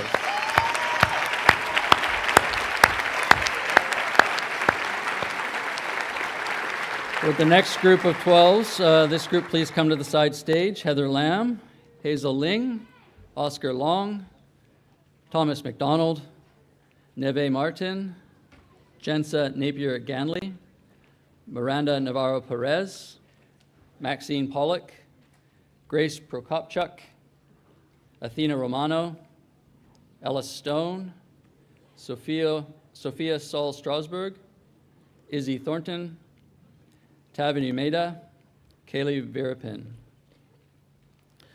So this year, like others, our grade 12s found a number of opportunities to come together as a grade to create memories that they can now take with them. With the help of Mrs. Patel, this group pulled off one of my all-time best grad pranks. So if you haven't heard of this, they camped out in Mr. Patel's living room starting at about 1 a.m. So they could surprise him as he came down the stairs for his morning coffee. If you can get a hold of the video, you'll see they definitely got the reaction they were looking for. All right, Heather Lamb, Heads Arts Award. Hazel Ling, AP Psychology, Heads Academics Award. Oscar Long, Heads Athletics Award. Thomas McDonald, Heads Academics Award, Heads Athletics Award. Neve Martin, Heads Academics Award. Jensa Napier Ganley, Heads Athletics Award. Miranda Navarro Perez, Heads Athletics Award. Maxine Pollock, AP Comparative Government and Politics, Creative Writing 12, Philosophy, Politics, and Economics 12, Heads Academics Award. Grace Prokopchuk, Heads Arts Award. Athena Romano, Heads Arts Award. Ella Stone, Heads Athletics Award. Sophia Saul Strasberg, Heads Arts Award. Izzy Thornton, AP World History, Heads Arts Award. Tavin Umeda, Advanced Topics in Mathematics, Andre Rami Award. And Kaylee Virapin, Heads Arts Award. Thank you to our grade 12s.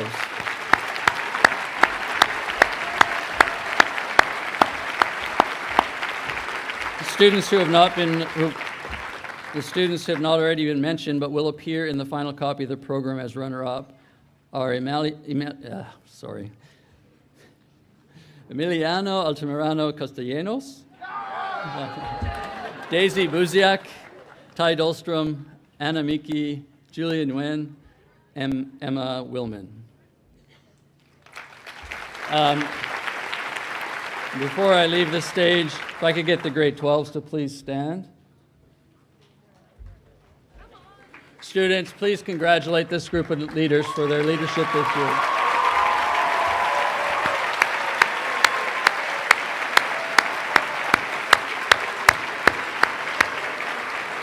Thank you, Ms. Emile, and I invite Ms. Mertland back to the stage to begin the major presentation award.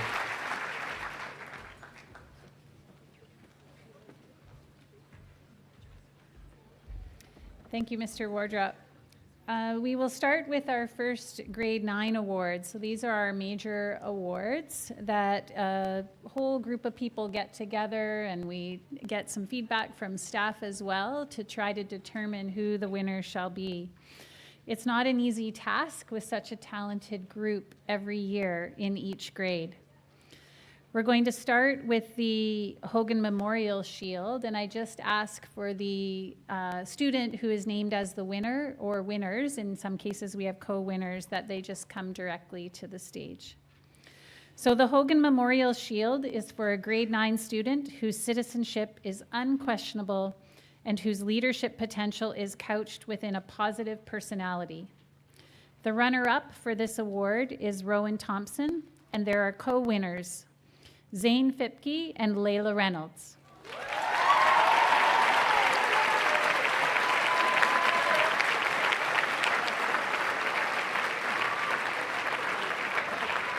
You don't have to run, it's okay.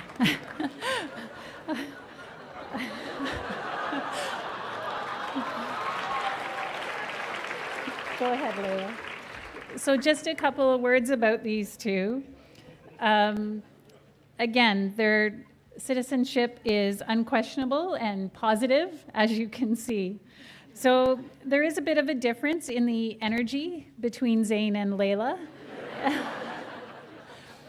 However, in their own way, it is unquestionably positive.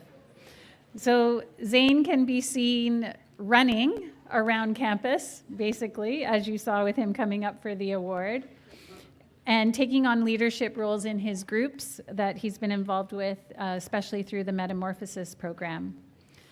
Layla has a quieter positive energy, and her Metamorphosis 9 teachers describe her as always being there to help others and can take the lead in her own way. So congratulations to the both of you.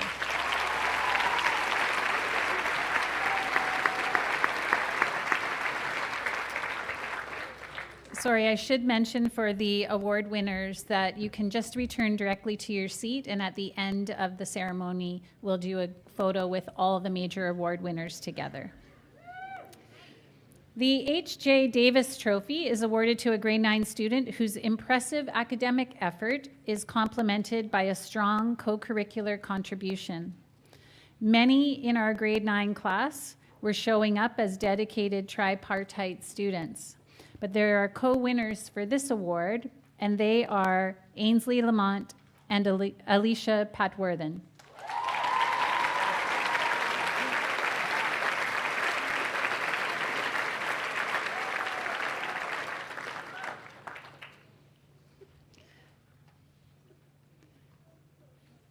Ms. Rogers describes Alicia as a passionate student who moves with purpose in all that she does. She recalls Alicia's excitement when she discovered that Jupiter was in our orbit earlier this year and rushed out to gaze at the night sky. She is a compassionate friend who demonstrates empathy for her peers while committing fully to a challenging academic program. Ainsley dazzled us with dance performances this year and maintained a high academic average across all courses. Her positivity and resilience set an example for her peers, and I personally have fond memories of her encouraging reluctant climbers at Strathcona Park. So thank you to both recipients.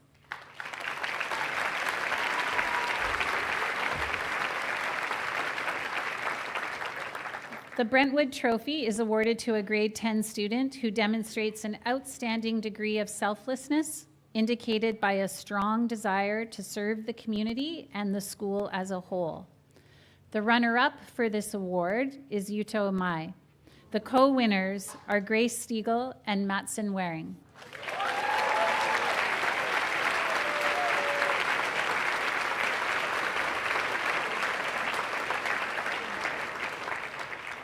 In Privet House, Matson is the first to help when help is needed. He was eager to be an orientation assistant because he knows how important it is for new students to be welcomed and supported in those first few days on campus. It's important for him to help others feel better on any day. And in spite of a busy athletic schedule, he found a way to support his peers. Grace is described by Ms. Hedquist as a rock-solid human being. She is a fierce competitor, but would never draw attention to herself. So this award and being talked about is likely uncomfortable for her. She has a profound sense of justice and steps up to support her peers so they have the confidence to use their voice. Congratulations.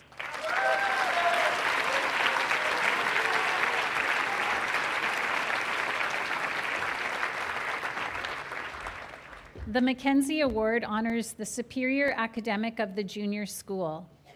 The runner-up for this award is Stella Pollock, a Triple Heads Award winner. And narrowly coming out ahead is the winner, Piangtur Pin Tamrana Nawasawat.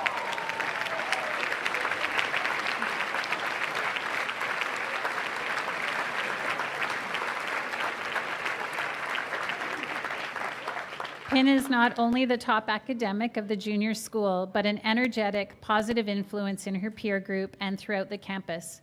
She approaches learning with curiosity and is an excellent problem solver. With a combination of introduction to business and sustainable engineering, we will undoubtedly be seeing more of her in the years ahead. Congratulations, Pin.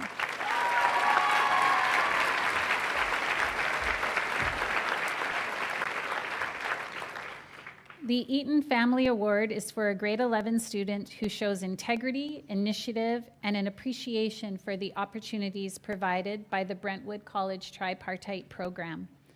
The runners-up for this award are Daniel Jennings and Florence Tarian, and the winner is Simrat Sarao.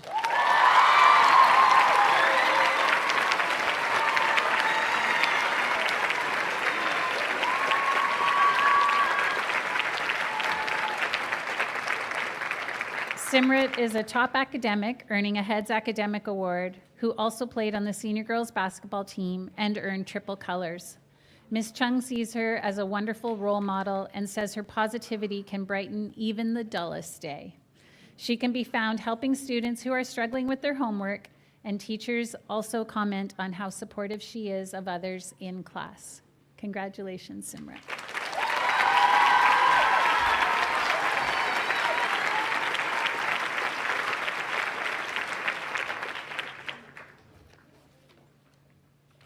The Michael Apatowitz Memorial Award is for a graduate who carries a courageous spirit of adventure and strong self-belief through a wide range of interests. There are co-winners for this award, Hazel Ling and Tavin Umeda.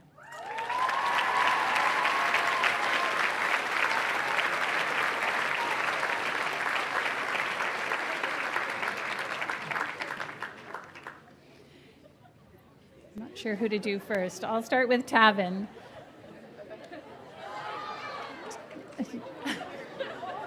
Hazel's running a marathon. Tavin is a perfect example of don't judge a book by its cover. Miss Walensky described her as a fierce whitewater kayaker with the skills comparable to Mr. Norman. Quietly confident in larger groups, she excels in solving complex problems, which helped her to earn the Rame Award and the subject prize for advanced topics in math. Hazel is a positive force in the world. She also is the perfect example of don't judge a book by its cover, as she can unleash power on the drums and in conversation. As grad president this year, she worked to create activities that were inclusive to bring the grads together. And a wide range of interests, Ask her about her collection of little things in her room, especially along her window ledge. I wonder if she's gifting any of them to her Allard housemates. Congratulations, both of you.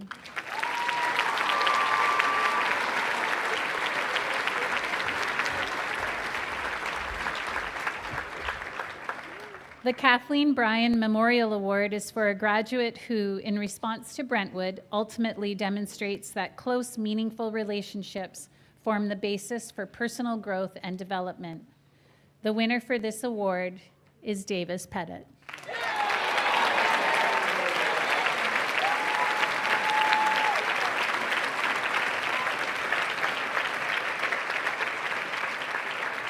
Davis spent 5 years at Brentwood, 4 of them living on campus. He has a supersized bottle of red paint to make sure everyone knows he's Whittle House at any inter-house event, and his contributions through Be Well have provided a caring shoulder and ear when students needed them. There's no greater evidence of Davis earning this award, which recognizes meaningful relationships, than his peers voting for him to be their valedictorian. Congratulations, Davis.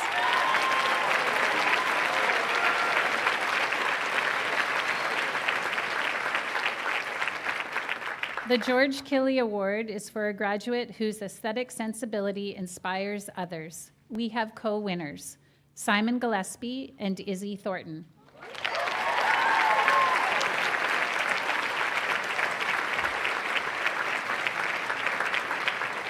Simon's curiosity and persistence are obvious in what he is able to create in the art studio and through his beautiful photographs. His house parents describe him as a thoughtful presence in the house and equally so behind the lens. From open house videos to job lists, he always can be counted on to see a task through from start to finish. His photography exudes that patience and care. He's a resilient student, willing to help others wherever and whenever there is a need. Izzy is known to the Brentwood community for her inspiring performances in musicals and concerts, as well as many accolades for debate and Model UN. She's eager to help less experienced students to grow their passion for what she holds dear and can be counted upon to always come through because of her hard work and dedication. Congratulations.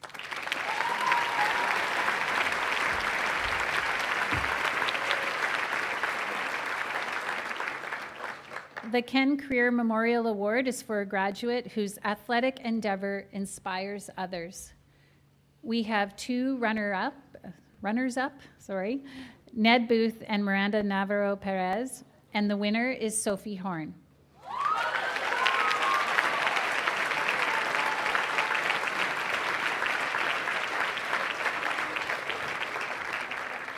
Sophie made her presence known as captain of the senior girls volleyball team.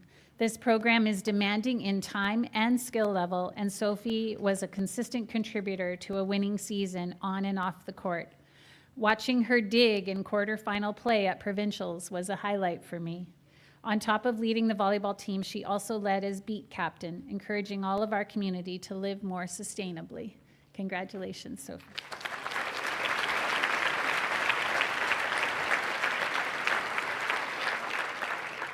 The Callan Family Award is awarded to a graduate who is a loyal, enthusiastic, buoyant citizen, caring of the community, and keen to do well academically, athletically, and artistically. Wow, we ask a lot of these award recipients. The runner-up is Jay Singh, and we have co-winners, Pilar Avila Melgarejo and Oscar Long.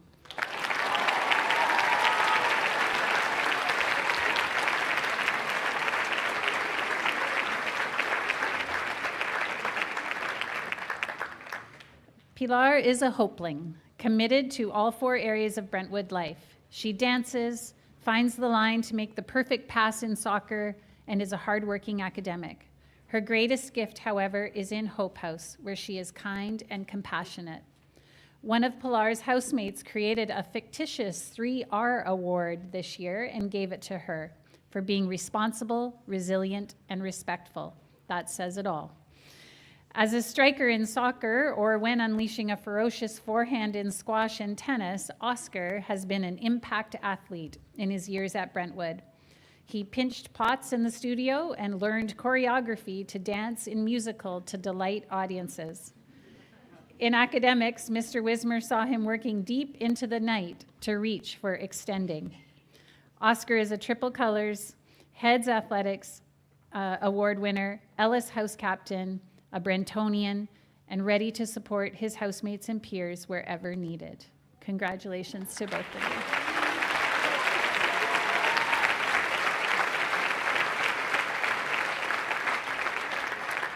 I now ask Mr. Sullivan to come up so he can continue with the second group of award winners.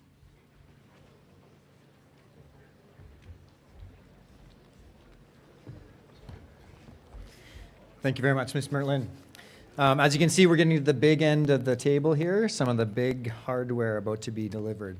Before I get going, I just want to take this opportunity to publicly thank Ms. Cheryl Mertlin for helping me, for working with me the last 4 years, for being such a great leader, such a great mentor, and a friend.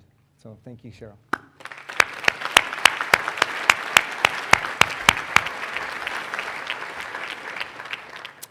All right, we're going to continue on with our major awards section here. So the Bruce M. Hicks Public Service Awards for the student who, through their action, has done the most to ameliorate the conditions of disadvantaged individuals or groups. And our winner this year is Finley Takahashi.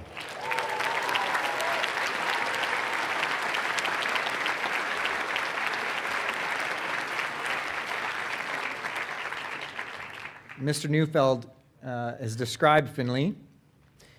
He's our Omni captain, but perhaps most importantly to the boys of Privet House, he is the cookie chef. Finley is the kindest person in the house. Thank you, Finn.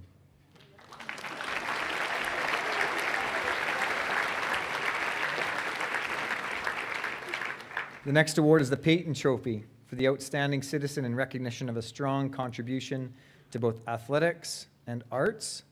We have a runner-up in Nick Chomsky. And we have co-winners, Sylvia Ajemabone and Jackson McDougall.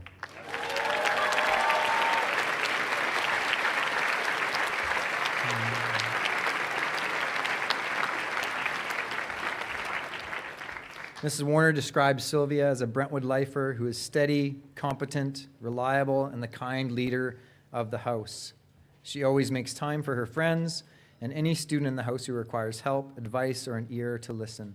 She's also a fierce competitor on the court and moves with grace on the dance stage. Jackson, as Mr. Snow describes, embodies the spirit of Brentwood as someone who has embraced every aspect of the school and strives to do his best.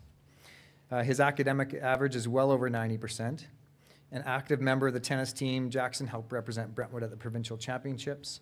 He's already a capable musician, and this year challenged himself to act and earned the Maurice D. Young Award for acting. Every day, he was a reliable and responsible house captain for Rogers House. Thank you, Jackson.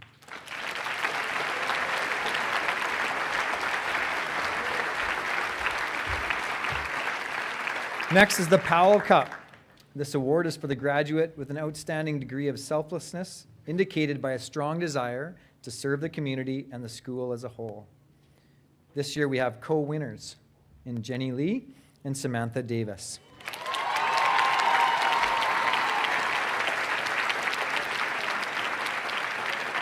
More Alex House girls.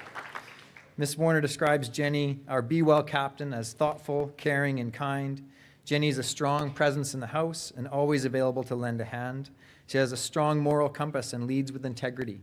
And although she didn't have the loudest voice in Alex House, when she spoke, everyone listened. Samantha. Mrs. Warner describes Samantha as a Brentwood lifer, the SAC captain. Sam's a day student, but she took every advantage of all the opportunities to immerse herself in the culture of the boarding house and the school. She was loved by all in Alex House, and her presence will be missed next year. Thank you both.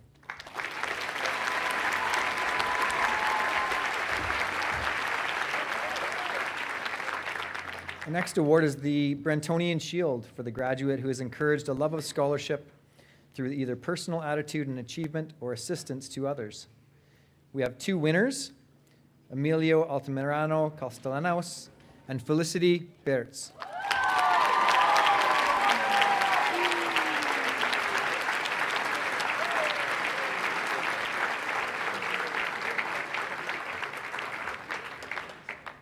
Mr. Snow says that Emiliano has scaled every height at Brentwood. It's a climbing joke. Fully engaged in everything Brentwood has to offer. He's a studious athlete with aesthetic sensibilities, which is to say he's a triple colors winner. A national level climber, winner of the Peggy Elms Award for Outstanding Contribution to Ceramics, and he's good at chemistry. He approaches every day as an adventure with a positive attitude and a determination to succeed. Ms. Hedquist describes Felicity, when nominated for a Hope House Award, as super funny. This is from her housemates. Super funny, someone who makes the most boring things less boring. One of her Hope peers even created a fictional award. Apparently this is something they do in Hope House. The Generosity and Helpfulness Award. Then nominated Felicity. She's dependable, unflappable, kind, and perceptive. She has a fantastic laugh that brightens up the room. Thank you both.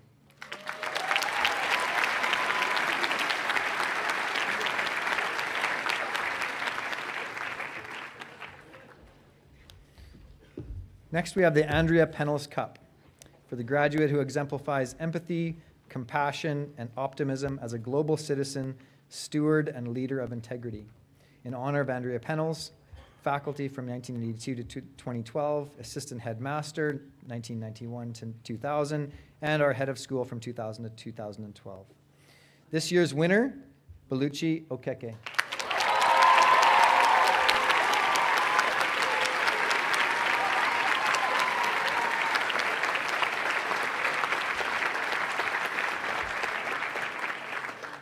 Ms. Chung describes Belucci as a dynamic, charismatic, and cheerful leader who always is willing to do more.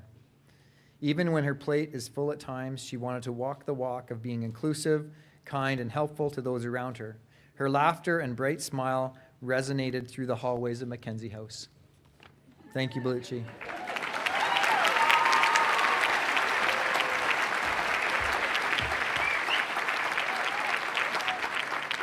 Next, we have the Mary Brooks Law Award for a graduate who shows promise, strength of character, and personality. Runner-up this year is Annika Owashko, and we have co-winners in Yuki Amai and Chinwoke Onwama.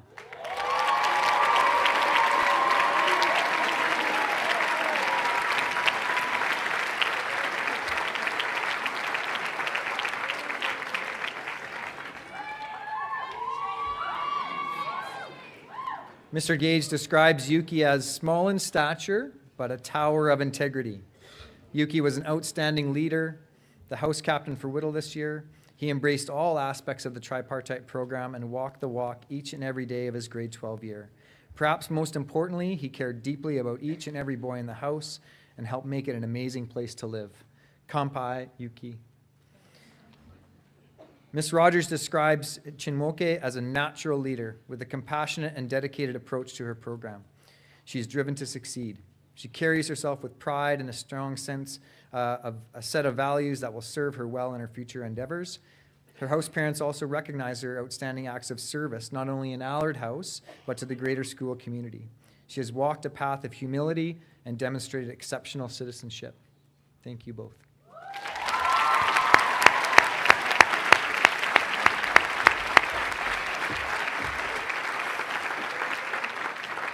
Next is the Holmes Cup for the graduate whose outstanding citizenship exemplifies care for the school and the wider community.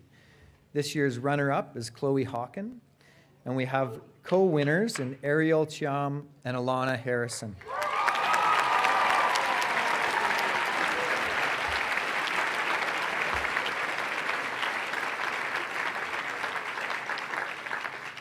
Mr. Neufeld speaks of Ariel, our house captain, when he decided to come back from jazz band or something ensemble or tennis. He was an incredibly kind and generous young man and a perfect leader for Privet House. Apparently, as Mr. Neufeld says, he killed it on the drums and slays all day, every day. Ms. Hedquist describes Alana. She's not only been an outstanding house captain, but has also worked tirelessly behind the scenes to make everyone feel welcomed and included. She has so much spirit and joy in being in the house captain of Hope. She was always inclusive. She always makes us laugh. Throughout this roller coaster of a journey, Alana remains steadfast and humble. To say she will be missed tremendously would be an absolute understatement. She deserves to be incredibly proud of her accomplishments as our mummy dragonfly. Thank you.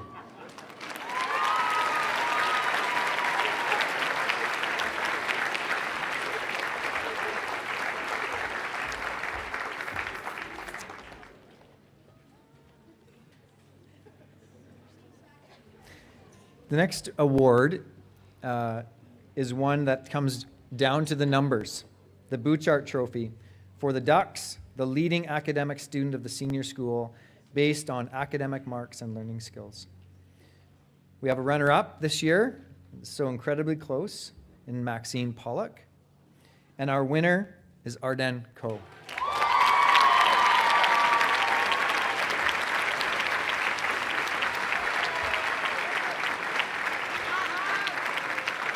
Ms. Rogers describes Arden as a driven and focused student who consistently reaches the high expectations she has set for herself. She's an exemplary student who often sacrifices unscheduled time to review, study, attend extra help sessions, and tutor other students within and outside of Allard House. She's an outstanding performer whose commitment to the arts is consistently celebrated. Thank you, Arden.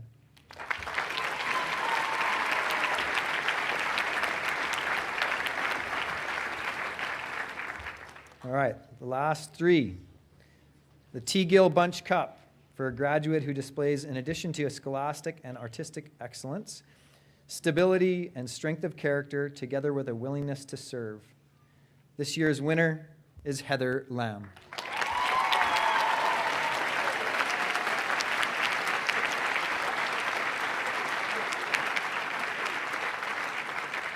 Ms. Chung describes Heather by saying, her leadership and take charge attitude are characteristics that Heather possessed. The strength that she has shown over the years was impressive, and she was always willing to support those around her.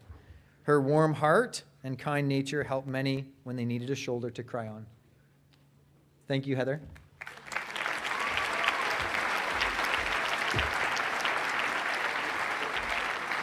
Now the William T. Ross Trophy for the graduate who displays outstanding leadership, stability, and strength of character, together with a willingness to serve. This year's winner, Avik Bakshi.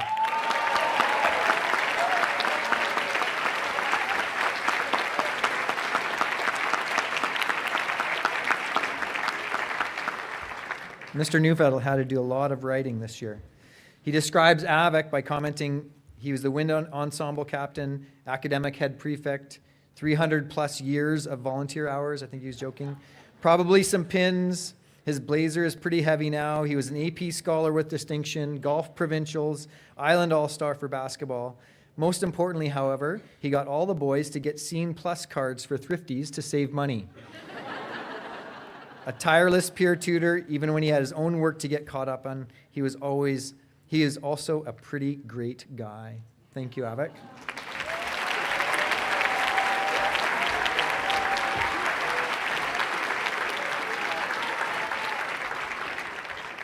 Lastly, the Yarrow Shield for a graduate who displays, in addition to scholastic and athletic excellence, stability and strength of character, together with a willingness to serve.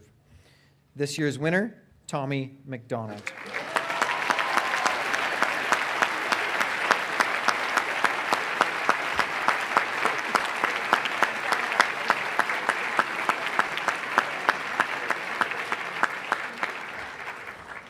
No more tears left for the McDonalds. Mr. Neufeld describes Tommy in the following ways. He has too many colors. He's an academic beast. He plays rugby, soccer, but I will remember him best as the iconic historian in Spamalot. Skip a little, Tommy. He may be a head prefect on stage, but in Privet House, he was still grade 9 Tommy, and we still had to shush him during house meetings. Personally, I wouldn't have it any other way. Congratulations, Tommy.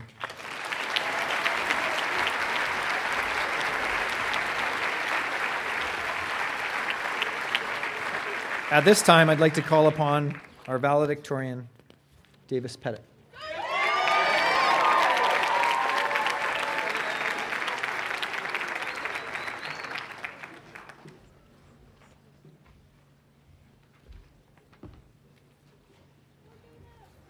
Probably underneath there somewhere. Underneath. There it goes. Alrighty. Good afternoon, Brentwood. I'm immensely grateful to stand here as your valedictorian. Thank you for accepting me despite my mullet, my nut allergy, and all the classes I slept through. Sorry, Mom. I was once told to picture the audience naked when feeling anxious. I don't know who decided that, but they probably need to talk to somebody. When selected to write this speech, I was filled with excitement, and after about 5 seconds, I was like, oh my. I have to deliver this speech. This moment for me was one of the most nerve-wracking and special moments I've ever felt. There are a ton of things I don't know about going to high school because Brentwood is no ordinary place. Not just because they take our phones at night and force us to sleep or else we do physical labor for them. I know that Brentwood is like no other place or no other high school because our barbershop is in the bathroom and our barbers are extremely underqualified. I know Brentwood is unique because we clap every 30 seconds during assembly. Brentwood is so... Thank you. Brentwood is so unique that we quite literally compete against each other in events like they do in a fictional novel called Harry Potter. To the grad class of 2023, we have finally made it. Although for some it may have felt like an eternity and others like a dream, we are all still sitting here today, cap and gown, ready to walk that stage. I'd like to start off with a couple of thank yous. Thank you, TCH, for being a teacher, an editor, and a friend. If it wasn't for your guidance and mentorship, I would not have half the confidence to be up here today. Although you were a small portion of my Brentwood career, you played a big part. Mr. Gage, thank you for welcoming me into Whittle House with the utmost love and understanding. Your calm, convincing compassion pushed me to take a risk to get on that bus and have an opportunity to meet Jago and Finn while we slept in the attic at Strathcona. You're the reason why I was able to experience my grade 9 Strathcona trip and come out of the locked bathroom where I'd cried because I was too scared to go. To all the teachers who never lost hope in us, believe me, it was definitely hard.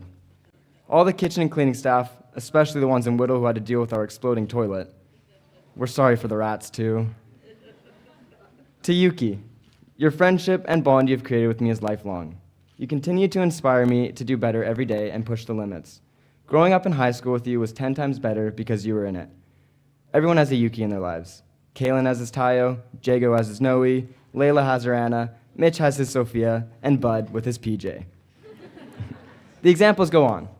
What I'm trying to stress is that there's someone for everybody to be thankful for today. So take a moment this afternoon to thank someone close to you. These last years together have made some pretty strong connections worth being thankful for. This also seconds as a warning for those of you in grade 9. Don't take these moments for granted. The time will pass you by, and instead of complaining about doing a number 1 before break, you'll be begging for just one more. One more chance to fail for bedtime. One more chance to mess with your roommate, because we all realize that eventually, that last time comes at a time. Finally, thank you to the grads for everything you have done for me. You not only trusted me with representing you all on this extraordinary day, you also made my journey that much better. Like I said earlier, Brentwood is no ordinary place. This is the only place where you can wander into some random person's room and find a friend for life. The only place where finding time to do everything is an issue. Thank you for all the memories we have shared together, and thank you for making my high school years worth it. Over my 5 years of attending a school, I've learned numerous things about pertaining to this #choose-to-be. I choose to attend this beautiful oceanfront campus. It's just that I have to go to school on Saturdays. I choose to be resilient, but sometimes I just need a health center day. I choose to stand up here on this stage, but I have to wear black socks. Well, I'm supposed to. Because we are the 100th anniversary grad class, we should be allocated some sort of parting gift. This milestone in Brentwood history is something that should be celebrated. Someone told me that the Board of Governors is here, so this message is directed towards them. Can we please get like a small token of appreciation, like a nice little pin, fun pair of socks, or half our tuition back? Pretty please? I actually have one more thank you. And it's a thank you that all of the current Brentwood students owe to us as a graduating class. We were the first. That's right. We were the first year of ever having Metamorphosis 9. We were the guinea pigs. Meta is short for metamorphosis, or change. My understanding of the Acadian people changed, my appreciation for cardboard boats changed, and Thomas Paul's Zoom password changed. What a ride. Listen, putting 20 14-year-olds in a room together is never a good idea, in theory. Now try 90. It was our reality, and it's one that I'm so glad that we all experienced. At a bare minimum, the interactivity of that's a typo, Meta, allowed me to get to know all of you on a personal level, and I'm so happy that I did. I do have one apology to make, and that's to you, Ms. Legasic. I must confess that I never did the Acadian People's Worksheet, and it's up here with me now. But our metamorphosis is complete, and it's time to leave the stage. I'll leave you with some final words of wisdom from one of our 2023 graduates, Param. Peace, boys. I'm out.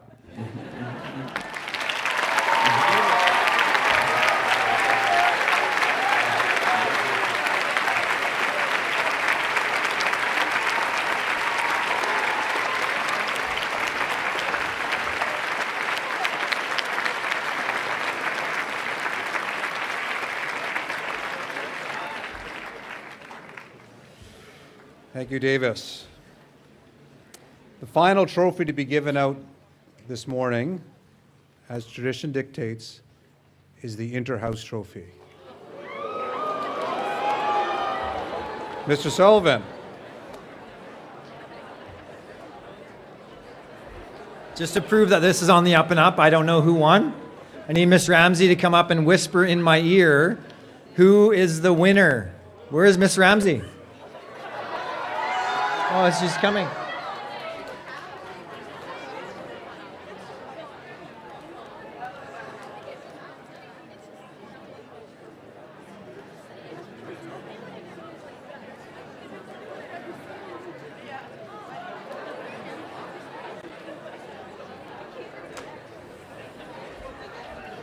This is the most important trophy. So I'll read out the finishers from fourth to first. That's the way it works around here. It'll be the Interhouse captains who come up to receive the trophy. In fourth place, Mac Ellis.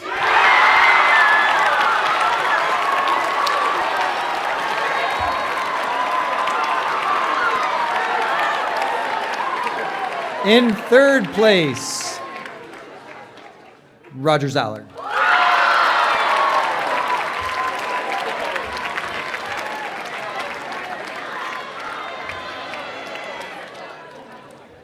And the 2022-2023 Interhouse champions, an incredibly close. It went down to the wire. It went down to Interhouse track and field. And the winner is Whittle Alex.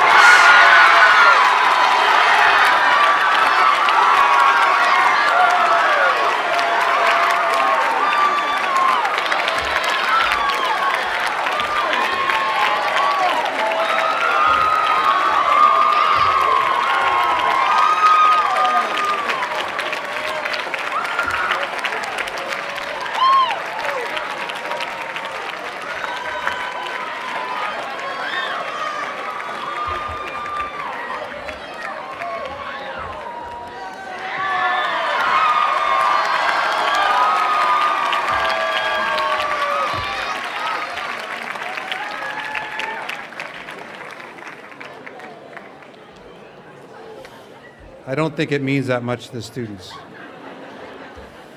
Or the staff. I noticed a bunch of staff leapt up here over here. Whoa. We are now at that time of the ceremony where the torch and the final torch is passed from this year's Student Executive Committee, the SEC, the 2023-24 SEC. This is yet another transition we have. So I invite this year's group this year's SEC to come to the stage with your Passover gift, please. And as they make their way here, please join me in thanking them for their service to the community.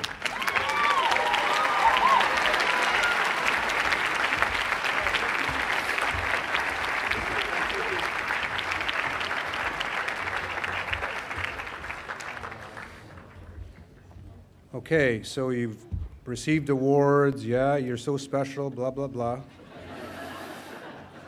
This is how it's going to go. So I'm going to announce next year's SEC member. They're going to come to the stage, probably very polite applause. No, I'd probably be raucous applause. Up to the stage, embrace your opposite number. Once you've done that, then that person, this year's SEC member, next SEC member, just exit to the left, okay, or right. Left, my right. Okay, we got that? Okay. We expect Brentwood leaders to be humble, authentic, balanced, optimistic, team players, servant leaders, resilient, and engaged. And all of these people standing beside me are definitely those things. This year's SEC fully embraced all of these things, and we are confident that next year's will do the same too. So as tradition dictates, the final act of our closing ceremonies is the announcement of next year's SEC that is made up of head prefect, assistant head prefects for academics, arts, and athletics, house captains from all 8 residences, and also 5 ex officio members from the Brentwood Environmental Action Team, or the BEAT, the Student Activities Committee, SAC, Be Well, Graduation Committee, and Open-Minded Non-Discriminatory Individuals, or Omni Club. Beginning in April, we invited grade 11s to apply for leadership roles. Once endorsed by their house parents, the students and faculty were polled. Senior leaders, including house parents, reviewed the data, and recommendations were made to my office. And I applaud all of those that applied and took that courageous step to putting their hands up and willing to serve their community next year. So in a few moments, our graduating class of 2024, the centennial class, will accept the torch that is passed by this year's grads. And in advance, I thank all the candidates again for their leadership. Di Manu in Manum. Before I invite the SEC for next year, a reminder, in fact, 3 reminders. They'll be quick. The first thing, all of the major award winners, so the ones with trophies, not the subject prize, but the ones with the trophies here, outside of the arts building at the entry to the arts center, there'll be pictures taken of all those award winners, whether you're in grade 9 all the way to grade 12. So please bring those trophies to that location too. There'll be lunch for graduates and their family members in Crooks Hall here. The rest of the schools, so the grade 8s to 11s and their parents, there's food available at the Foot Center for you. So this is just for the graduates and their families here. And this afternoon's graduation ceremony begins promptly at 1:15. So parents and guests, please be seated at no later than 1:10. And graduates, a reminder, 12:55 in the basement of Crooks Hall to make sure you get your cap and gown on. So I'm going to announce next year's SEC, finally announce this. The Omni captain for next year is Chloe Baker.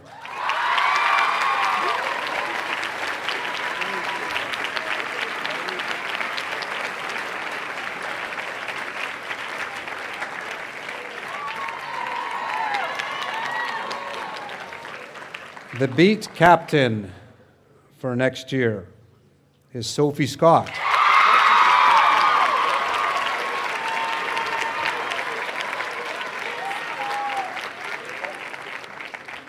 I don't see Sophie. Did she have to leave early? Okay. Okay. Sorry, Sophie Horn. The grad president next year is voted on by their grad class is Taz Randwawa.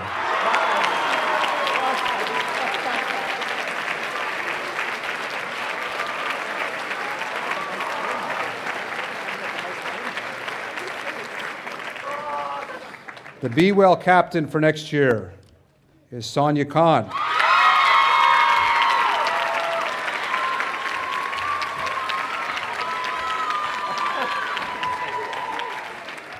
The SAC captain for next year is Jonathan Wong.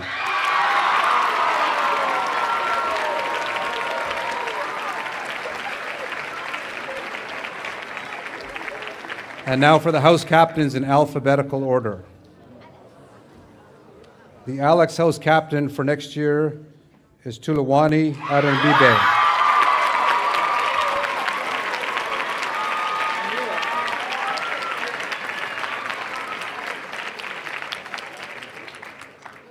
The Allard House captain for next year is Eliza Phillips.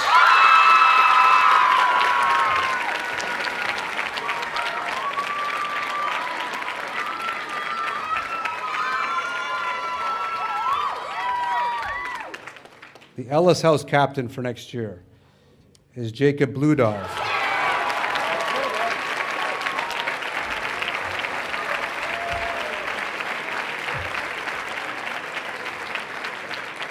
The Hope House captain for next year is Tatum Lahi.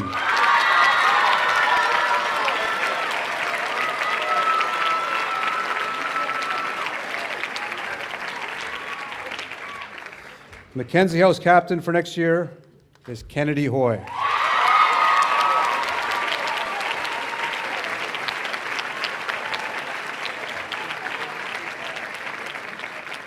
The Privet House captain for next year is Elias Fipke.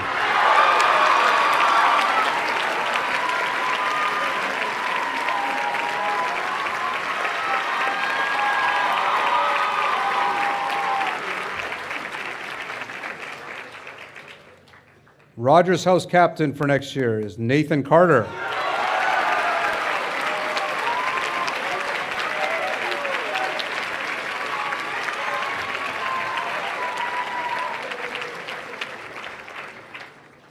And the Whittle House captain for next year is Bern Meebing.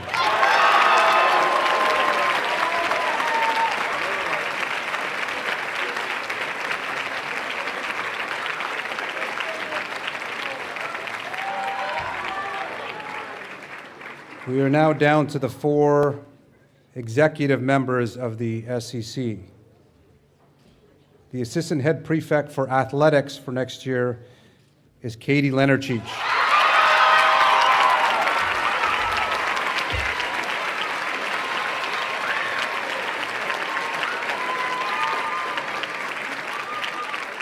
The assistant head prefect for arts for next year is Jillian Duta.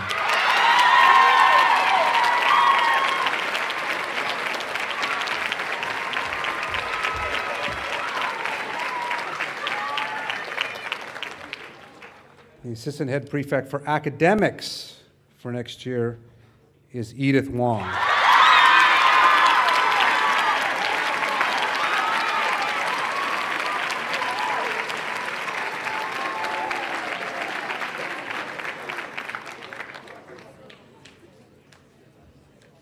And finally, your 2023-24 Centennial Head Prefect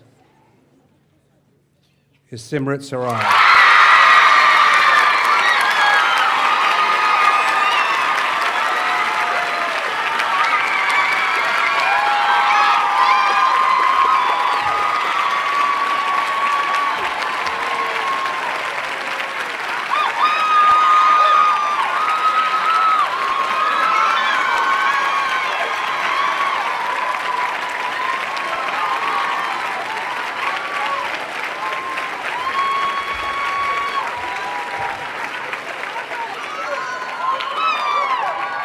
So as we wrap up this morning's closing ceremonies, all winners, major award winners, and SEC members from this year and next year are invited for pictures in front of the Arts Building over there. So please make sure you bring your trophies and yourselves obviously over there. As head of school, I officially close the 22-23 school year. Until we meet again in September, farewell from Brentwood College School.